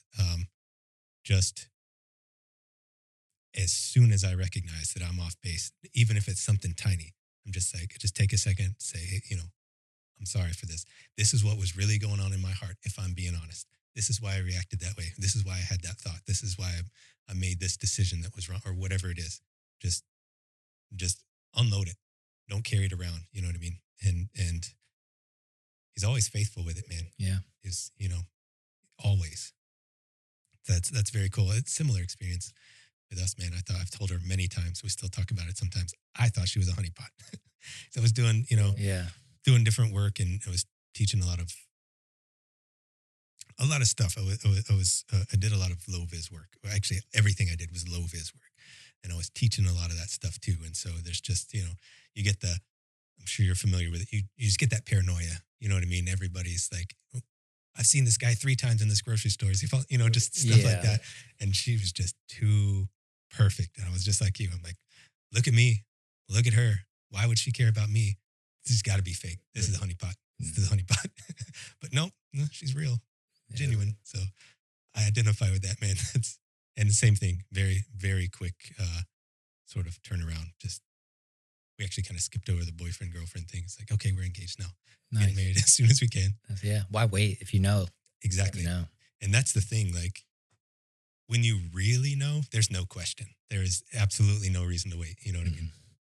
It's unfortunately though, I think a lot of people, especially in this is sad, but it's true, in the Christian world, a lot of young folks kind of, I guess, I don't want to say be delicate, because we're not really delicate on here, but just to make it clear, I'm not condemning anybody, but I've seen it a lot. A lot of young Christians rush into things, rush into marriage, um, because of the physical thing. You know what I mean? Like they've been trying to be good Christians, and they're just like they just want to go get naked with somebody. You know what I mean? So they're like, yeah, you'll do. You're good. Like, yeah, you're a Christian, whatever. And but they're it's not they. A lot of times they don't really have that clarity that this is the one. Like there's no, you could offer me anything in the world and I would reject it for her or for him or whatever it is. You know what I mean? That gets missed a lot. But once you have that, dude, it's unbreakable. It's Yeah. just, it really kind of brings it into focus. Like, this is what marriage is supposed to be. This is why he created two from one. This is why, this is what it's supposed to be. And then, not to get too woo woo, but zooming out from that a little bit, you've got the two that make one, right? And then him at the head of it. So that makes a nice little trinity there. It's just kind of a reflection of the above, down below. Yeah. You know what I mean? It's kind of, again, not to be too woo woo, but that's just kind of how I see it. It's like, and it keeps it strong for me. You know what I mean?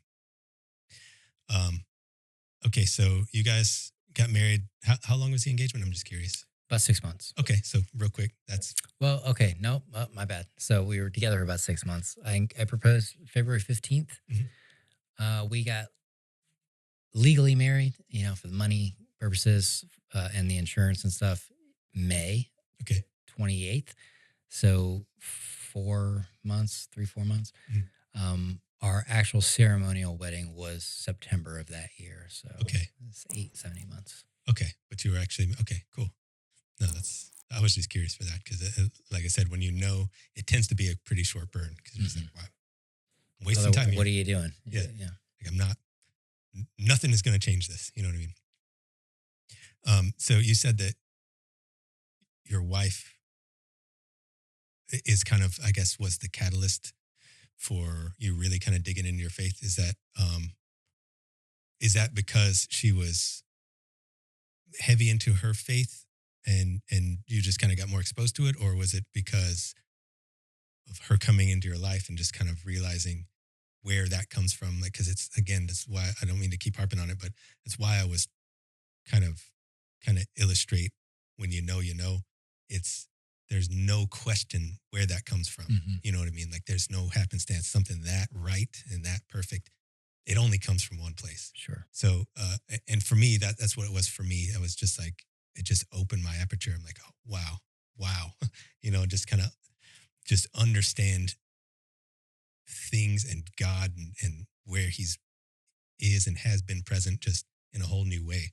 Was it kind of a similar thing for you? Or yeah, both. Okay. So both of those things. Her faith is, she's the spiritual leader of our family. I know that's not how it's supposed to be biblically, but she, I learned from her example of faith. She is very strong in her faith.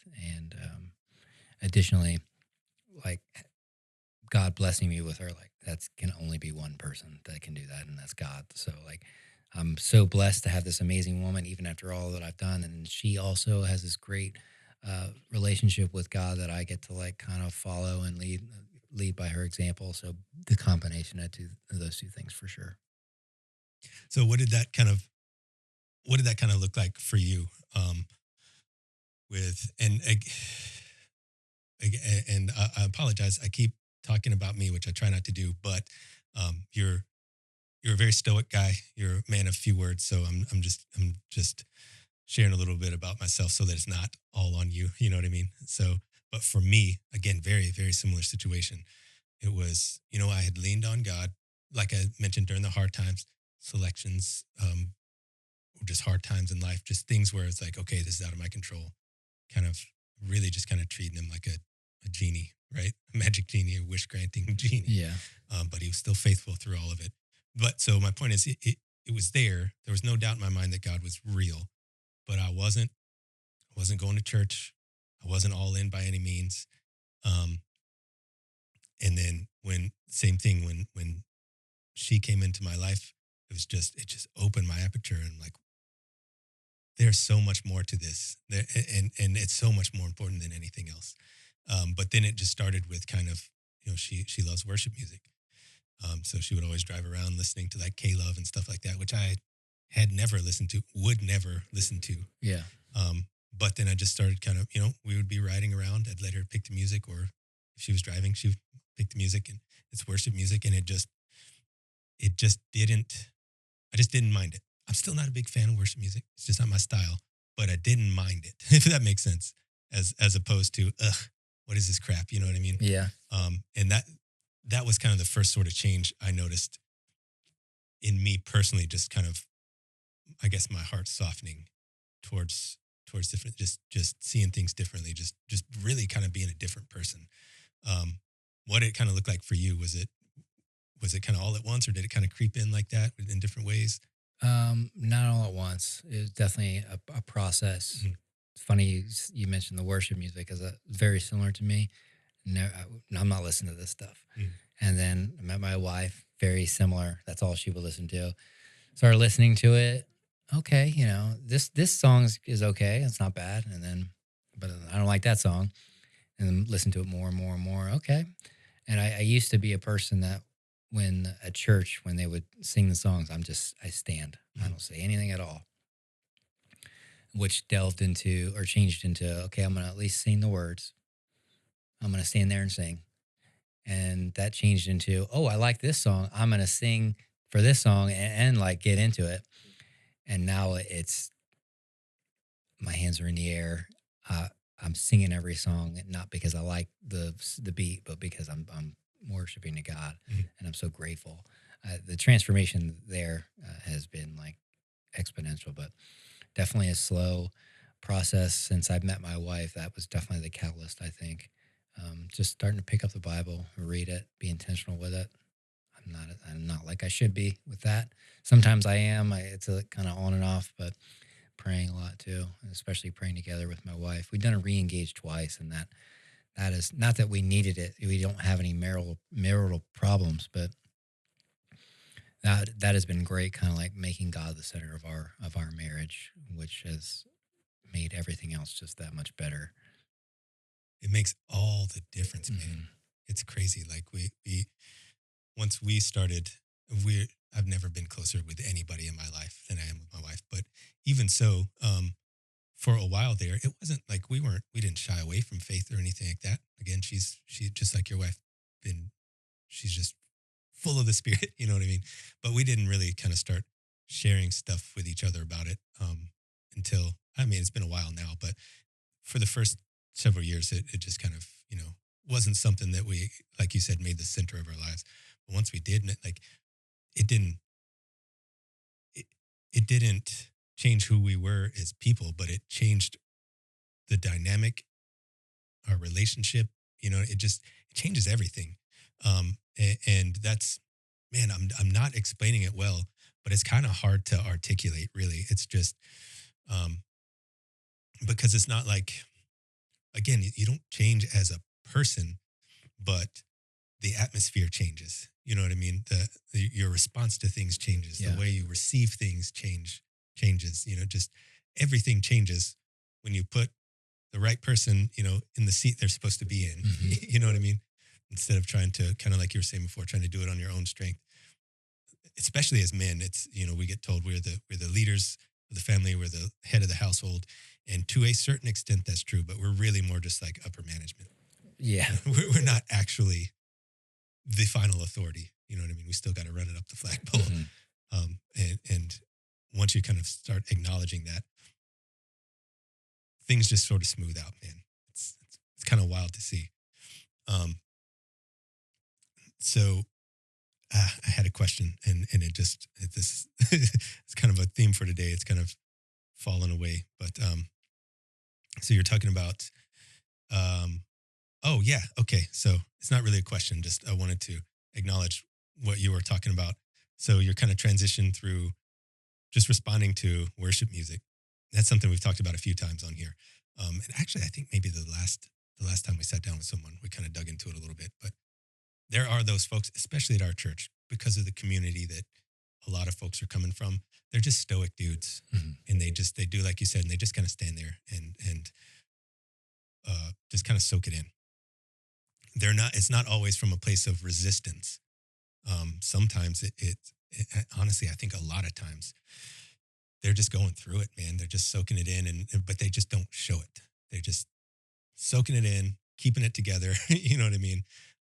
But they're having just as it's impacting them just as much as the guy in the row in front of them who is just all in, and you know what I mean.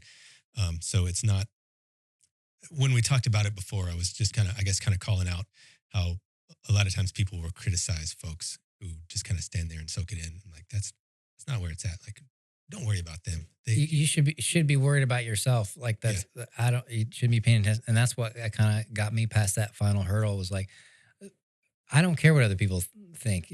People shouldn't be looking at me mhm. right during this. They should be looking at God. Like look up. Like exactly. Yes. That's exactly it, man. If you're feeling it, go for it. Like they say, respond to the spirit. Mhm.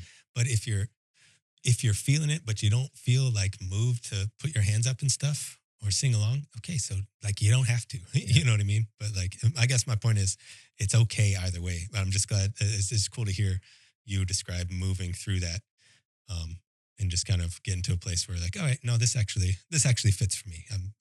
I've seen you. I've seen you. I saw you just the other day, just kind of That's singing that's along. a new thing for me, man. And that's 38 years of not doing anything like that at all. Um, but I was listening to worship all the time in the gym, sing the songs at home, cry a lot, especially when talk about like anything that reminds me of my family, like that song "I've seen the evidence of your goodness all over Mm-hmm. my life," or "You're good and I've witnessed it" is another like because I have witnessed it. Yeah, it's been a great transformation for me. It's been a long time coming. And just for me personally, like I said, I don't really like a lot of worship music. I don't. It's the music part of it. I grew up in Nashville, and that is the hub of both country music and CCM, right? And so I've just kind of, I guess, maybe been exposed to a little bit too much of the industry side of things. So it's hard for me not to see the formula behind things, the sort of superficial parts of it. But when it comes to the lyrics, a lot of times, regardless of the fact that the song is clearly a formula and there's not a lot of creativity there, the lyrics a lot of times do like still I'm like, oh, that's a Yeah, good line. You know what I mean? Like that's you know what I mean? Like there's value in it. I guess I'm not trying to tear down worship music. There's a lot of value in it, and even me as someone who doesn't really necessarily like a lot of it, I recognize there's a lot of value in it. You know what I mean? But sometimes, man, sometimes there's just that song where you're just like, man, I can't believe this is a worship song. Like it's kind of like reading that a Bible verse at just the right time, and it's saying everything you need to hear. Like yeah. man, I know, you know what I mean? There's something to this. I know where this is coming from. You know what I mean? One thing that really kind of, especially with the raising the hands thing, um, changed my viewpoint of it. Preston, who's a good friend, he and his wife Julie were our re-engaged leaders. He had during one re-engaged night talked about this, the raising the hands in the worship, and kind of made an analogy where so if you have a child, right, and the child reaches up, they're reaching up for their father. What do? They want their father to hold them. They Mhm. put their hands up, right? A kid. What are we doing? Or is this our heavenly Father, right? Sometimes we just want to be held, right? So Mhm. what are we going to do? We're going to raise our hands just like a kid would, because that's what we are. We're God's children. Mhm. And when he did that, I was like, oh my gosh. And now I can't put my hands in the air without, just saying, God, please, like, I Yeah. need you. No, that's a good way to put it, man. That's really cool. It's a good way to think about it too. That's really cool. So you said that's kind of a recent thing. I'm not trying to spend too much time on that, but I'm generally I think Super it's cool recent, to walk through it and kind of see that transition. very recent. Um, do you feel like it's affecting you differently? Like it in that? Okay, so let me back this up just a little bit. Try to use my words here like a grown up. When I've talked about this in the past, really what I was, if I'm being honest, yeah, I was criticizing. was criticizing the fakeness, because some people do it and it's just fake. Yeah. It's just pageantry, man. Yeah. And there's just no place, there's no room anywhere, not even a little bit of room for insincerity when it comes to faith. So it really bugs me that there's so much fakeness and insincerity and things, and just the pageantry of worship is where it really tends to show up a lot, because it's the easy button.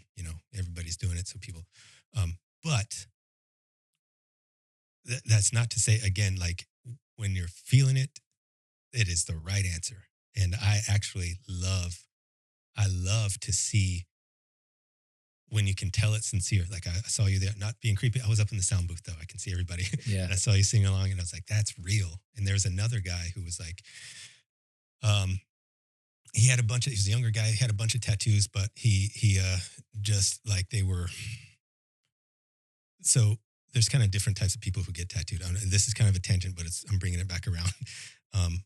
So there's folks who kind of do it for fashion.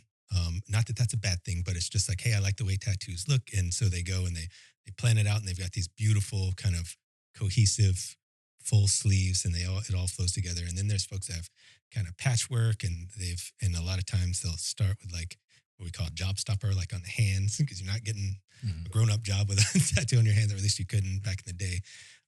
And anyway, so this guy, he was kind of one of those younger guy, but he had like his hands tattooed and a couple on his forearms, but not typically. You'll work your way down, and hands will be the last thing because you're out of space. So my point is, it speaks to a certain kind of lifestyle, or at least previous lifestyle kind of background, where you're just like, you're not worried about the rules of society, and you're kind of coloring outside the lines and just doing your own thing. So there was a guy who kind of presented like that, but same thing. He's got his one hand up and he's singing every word. His eyes are closed, but like, it was real. Like, I could tell from the sound booth, like, this is real. And I genuinely love to see it when it's real. So anyway, I've kind of lost my train of thought, but I'm not, I don't want to come across like I think it's dumb to get into worship. I just don't like the fakeness of it. Yeah. I can't even imagine that, because I was so I wanted to for such a long time, but I was so terrified that someone was going to see or look at me. So like, doing that just as a fakeness, I could not even imagine that at all. It's a different headspace. It speaks to a lot, is really, I think, kind of why it bugs me, because there's a lot more that goes into that headspace than just, oh, I'm gonna do what everybody else is doing to fit in. Now there's a lot more that goes on to it, into that, and it speaks to a heart posture that just, like I said, I just don't think we should allow room for that in faith. It's something as important as faith, as God. Like, God, give him everything you got, but don't give him anything fake. Sure. Yeah. You know what I mean? Because if anybody can tell if it's fake or not, it's him, obviously. Exactly. Like, he's up there looking down. He knows if you're he's going, come on. Like, it's got to be insulting. You know what I mean? It's got to be insulting. It's like, and I've drifted off from my original point, but I'll just keep going. It's kind of like, you said we've got 3 dogs. You met them. And like, none of them are big fans of me at all, because I have rules. You know what I mean? Like, I want them to behave and like not be little knuckleheads. Most people don't. And so they just generally like other people better than me. But they will come up to me and just brown nose and kiss my butt when they want something. And it's so insulting to me. You know what I mean? Because I'm like, this is fake. Like, you're not coming to me because you want to, because you care about, because you just want to hang out. Like, you want something. You're looking at my hand. You're sniffing. You think I got something that I'm going to give you. You know what I mean? Like, it's so insulting. And I just can't imagine how much more insulting it is for God to look down and see somebody faking anything, not just putting their hand, but anything, walking through their faith insincerely.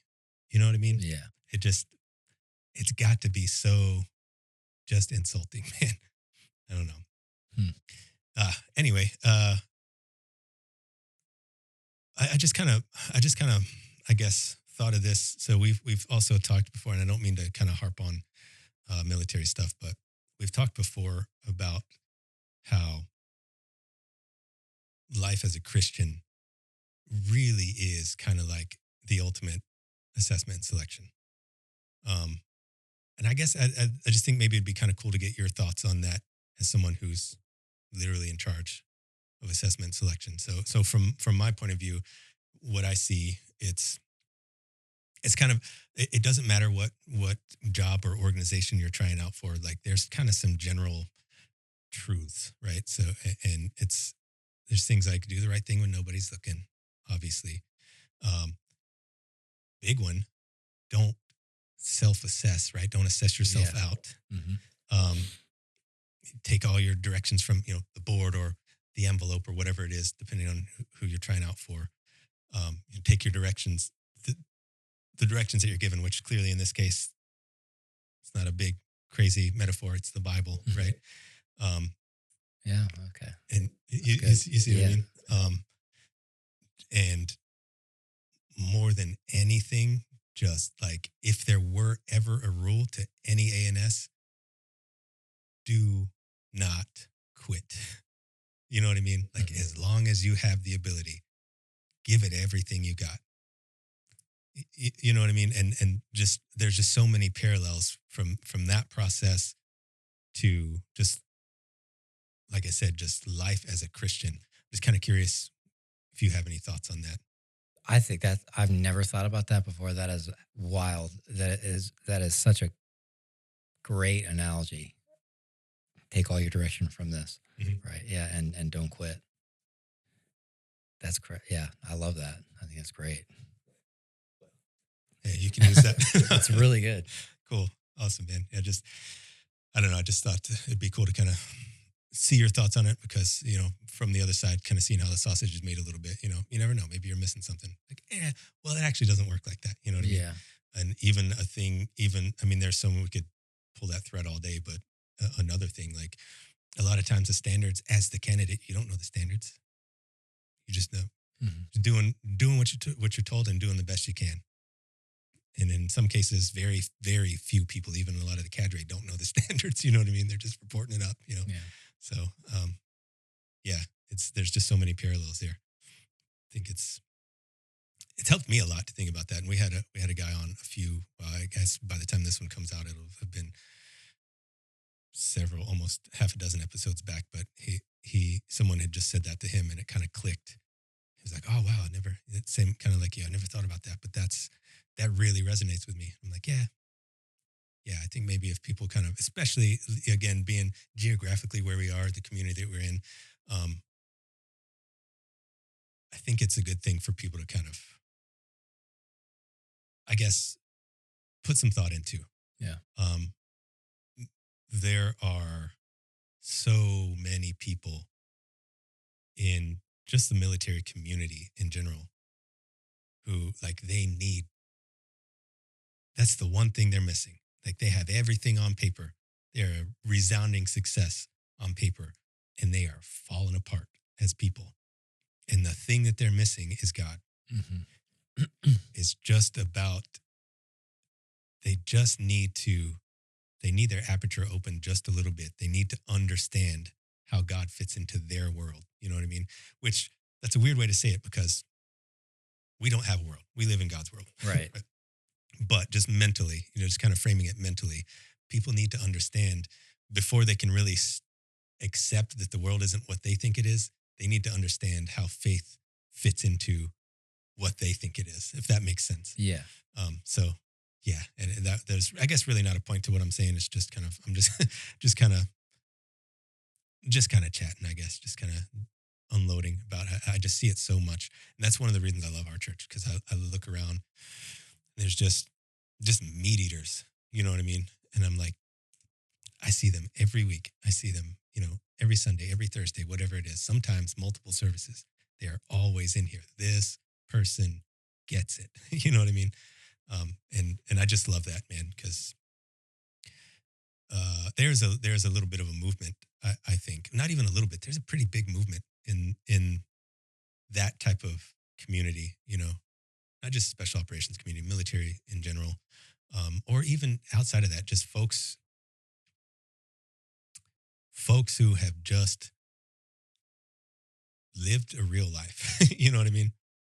Um, and I'm happy to see it, man, because like we said before, that's who needs to see it the most. The people who have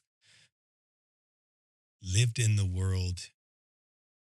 Everybody kind of understands that there's evil in the world, Mhm.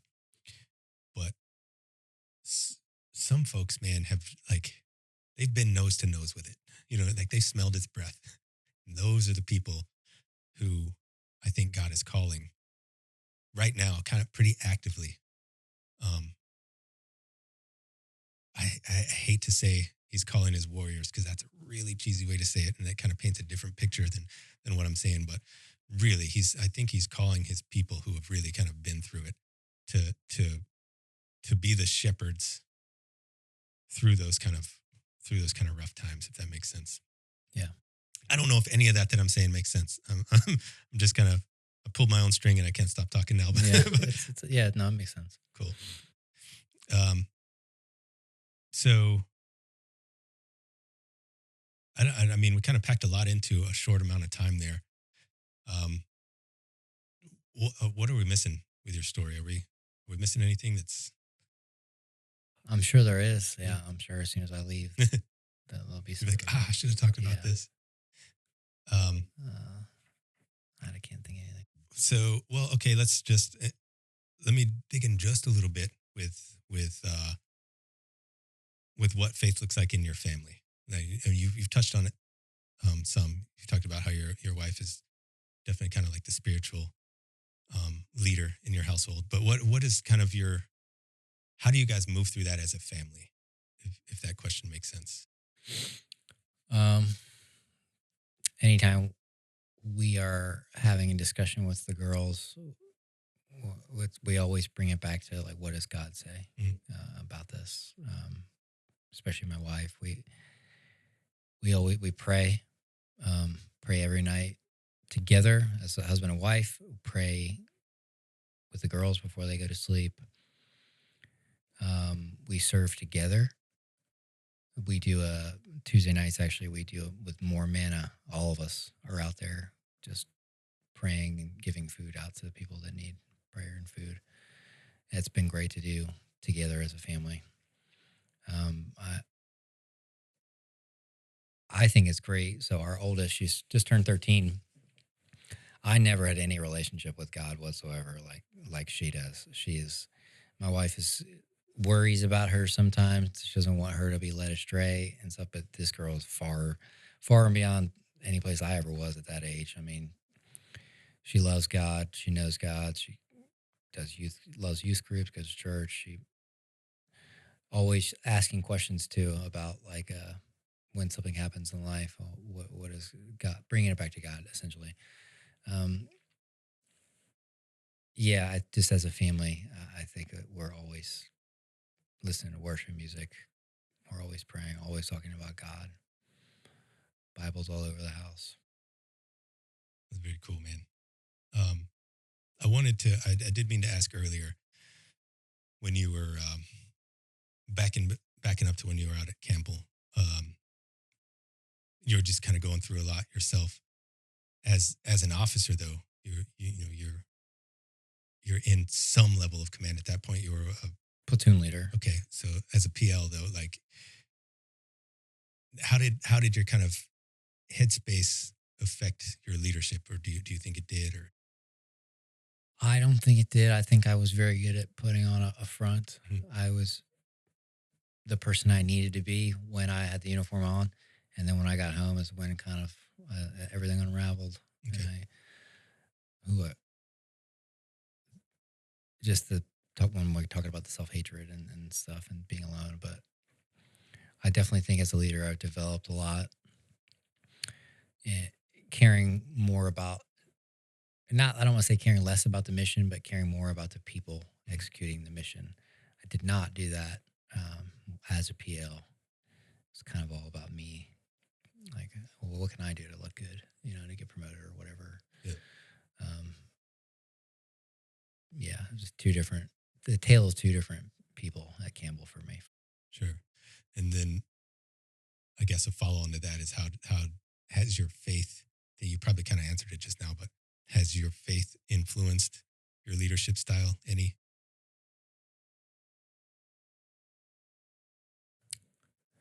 Maybe.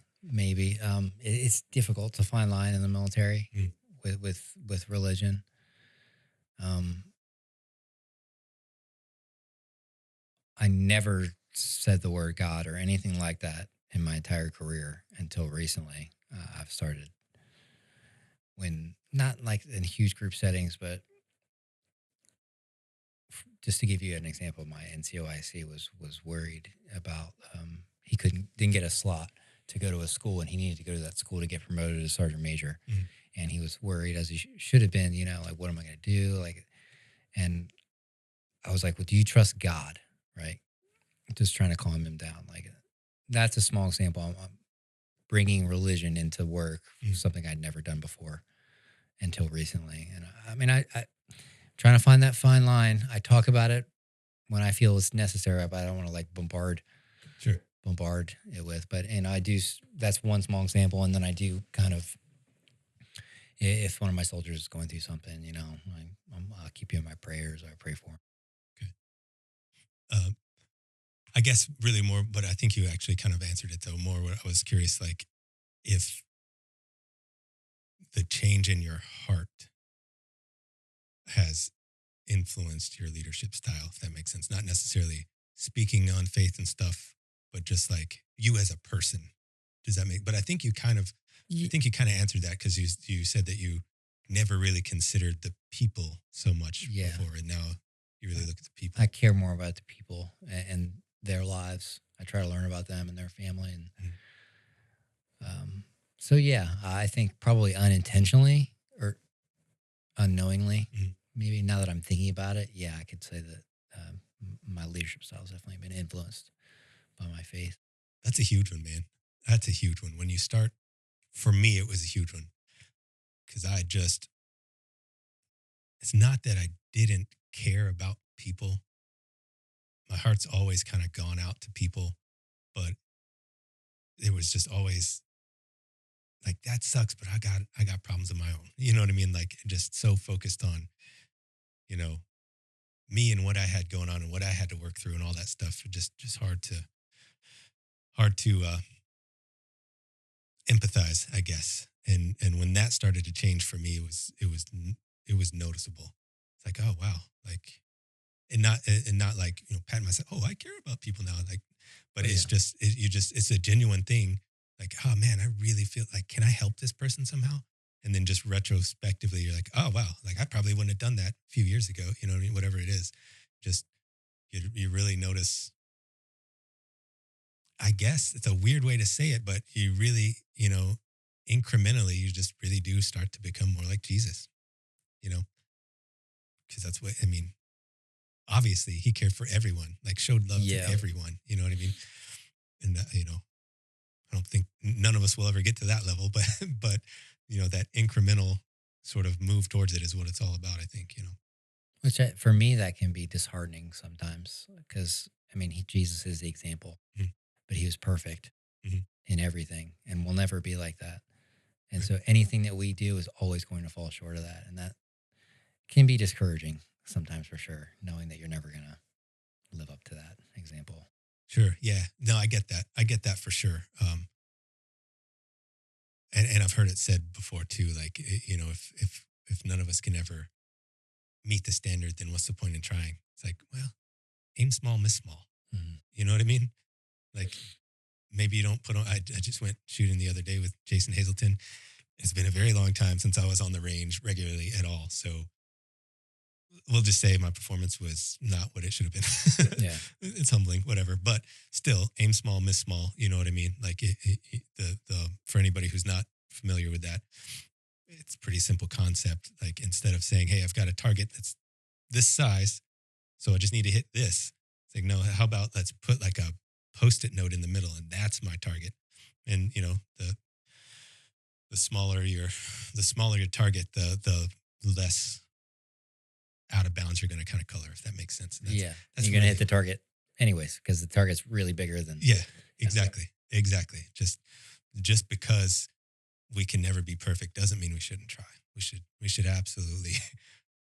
That's what giving it everything you got is. Mhm. Trying your best to achieve something that you're not going to be able to achieve, but you just genuinely want to get it as right as you can. You know what I Right. mean? Yeah, if that makes sense at all. Well, man, this is a pretty short one, and I apologize. I've talked talked more on this one than I've ever talked. That's okay. I warned you it's going to be like this. No, I'm just not I'll tell you anything you want. I'm an open book, but it's going to be short. That's who I am. yeah, hey, no worries at all, man. Yeah, I really appreciate you opening up about stuff. I know some of the stuff we talked about. It's not easy. It's not, and like we talked about, you carry stuff around. Probably will always carry it around, so it's not always easy to kind of open up about it. But I really appreciate you doing that, man. I do have a final question for you, but before we get to that, man, um, uh, we got something for you. Since you haven't seen any of these, it'll be a surprise for you for other people coming on. They kind of know it's coming, but Okay. just one sec.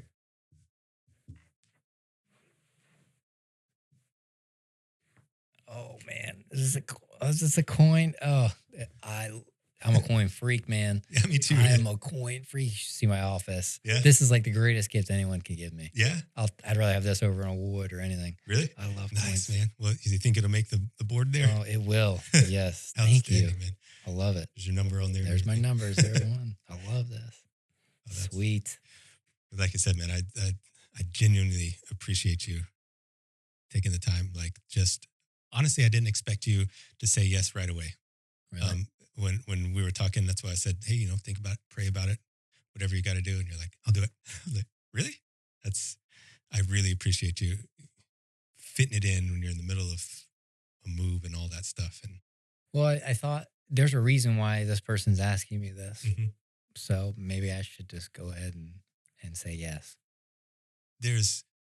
you probably don't feel like it because again, this has been kind of a short one. And because of me, it's been a little bit probably disjointed, but definitely you have gotten into some things that people definitely need to hear.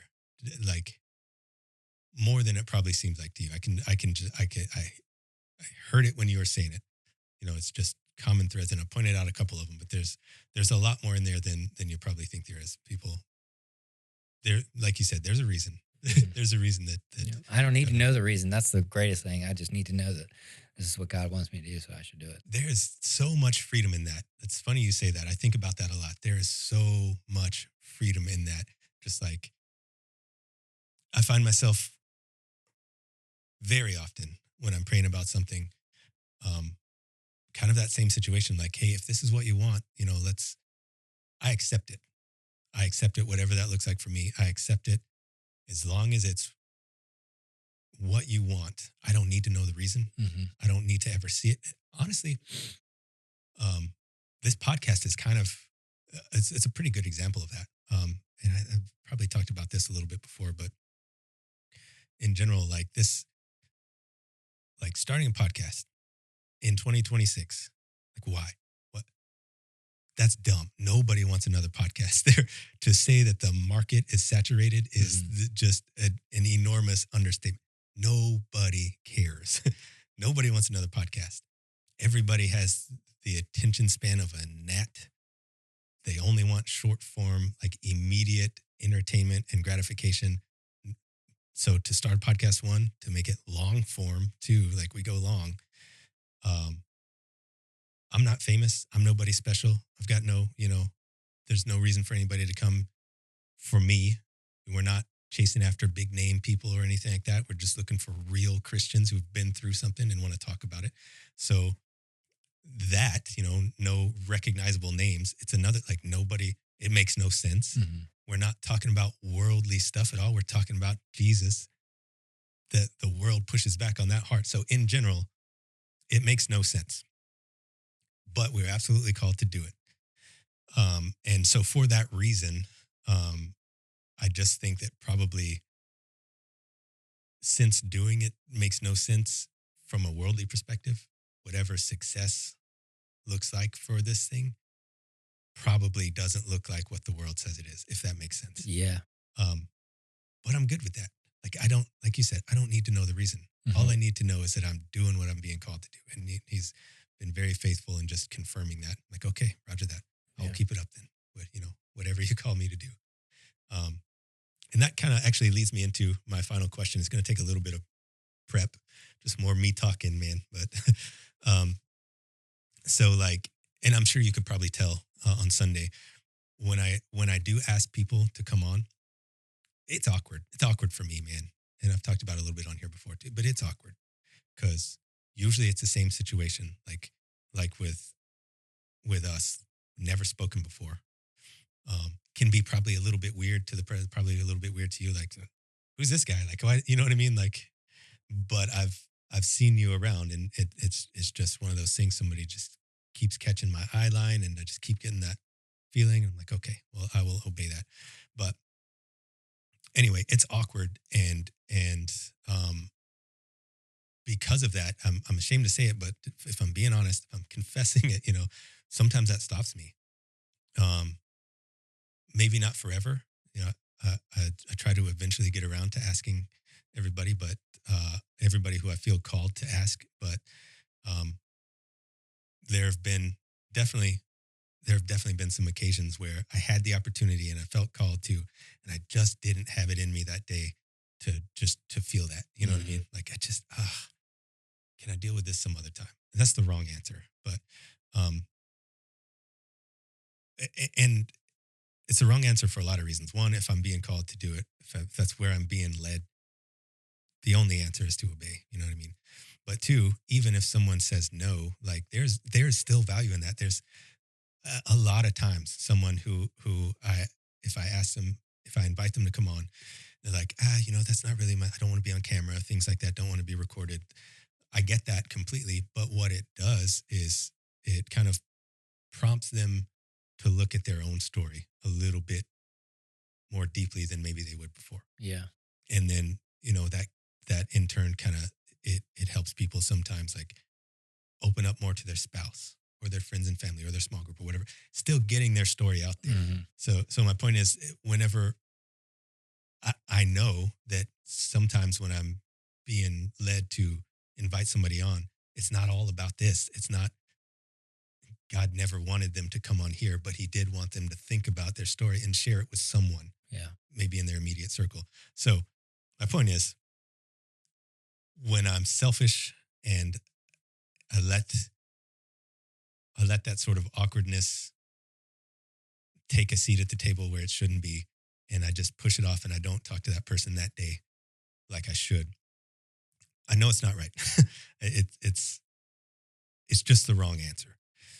So that's a real long explanation, but the reason I'm going into it is because my question for you is, what is it in your life that you kind of feel kind of pulled to that maybe you're not fully acknowledging or stepping into, um, even though like you kind of know that it's what you need to do, if that makes sense.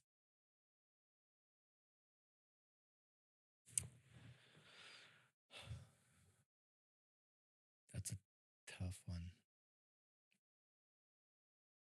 That's a tough one. I don't know if I can answer that right now. Sure, take some thought, man. I don't know if, yeah, I don't know. Okay, and that's fair, man. That's fair. It's again, it's not the intent is not gotcha questions or anything like that, but sometimes there are those things where people are just kind of bubbling just beneath the surface. People are like, I know I need to address this. It's going to take a lot. It's going to be a lot. And it's just, I don't, I really wish I could answer this question for you. Yeah, no, I failed. I'm sorry. no, you're good, man. You're good. It's Because I'm sure there is something. I just can't think of it. yeah, there was, I do kind of thought experiments sometimes too. It was another one kind of like that. And I know we're wrapping it up in just a minute, but I was reading I was talking to Jose Alvarez about this, but I think it was offline. I was reading in First Samuel, about David. Just the very beginning of First Samuel is just going through the whole thing with Goliath and everything, and everybody's um, they're underestimates what it comes down to. They were underestimating David because he didn't look like what the world says a warrior is. He definitely didn't look like what the world said could defeat the giant. Yeah. He didn't look like the greatest king in Israel's history. He was just a little shepherd boy. You know what I mean? But he didn't care. Like he didn't even have armor. He didn't even want it. Saul gave him his armor. And he's like, I can't wear this. It's too heavy. Just went out. But he had God at his back. And anyway, just thinking about how everybody underestimated him, I was just going through and kind of auditing my life and the people in it and wondering like what Davids I have in my life. You know what I mean? Like who am I underestimating? Yeah, it took some time to unravel that is what I'm saying. So, and just to not leave a cliffhanger, the answer for me was my wife. In a lot of ways, not in a dismissive way. Like I don't dismiss her. It's obviously I respect her so much. I don't dismiss her intentionally, but as the guy, as the husband, it can be easy to kind of be like, no, I got this. No, I'll take care of this. Like really, what that comes down to is at least in my case, it's underestimation. You know what I mean? Like I don't want her to have to deal with this. Why is that? Is it because I think she can't handle it? Because she definitely can. You know what I mean? Like I'm underestimating her strength. Things like that. So anyway, that all that part isn't relevant. I was just kind of tying that up, so there wasn't a little cliffhanger there in case anybody's like, "Well, what was the answer?" Mm-hmm. But my point is, I get it. Questions like that. It's not meant to be a gotcha question, but if you're not expecting it, it takes some time to kind of dig through. Yeah. You know what I mean? Kind of audit things, and so yeah, no worries at all, man. No worries at all about not having a real straightforward answer on it. But thanks again, Nick. Thanks for coming out. Thanks for having me. Thanks for taking the time. You'll be back. You'll be back in this area after you get qualified, or are you going to have to PCS? Or I'm coming back here. Yes. Okay. The future's. We'll see. I have no clue. I might go to NC State for a year to get another master's degree, but that would be just so I wouldn't have to PCS. Sure. Okay. For another year. But I don't want to do that. I don't want to go to NC State Sure. to get another degree, to be a student again. But I'd like to try to, I'm still doing ILE right now, so I'm not going to PCS me while I'm doing ILE. I don't think they will. Okay. I will be back here July 31st. Okay. Well, then I look forward to catching up with you, man. Seeing how the course went. Me too.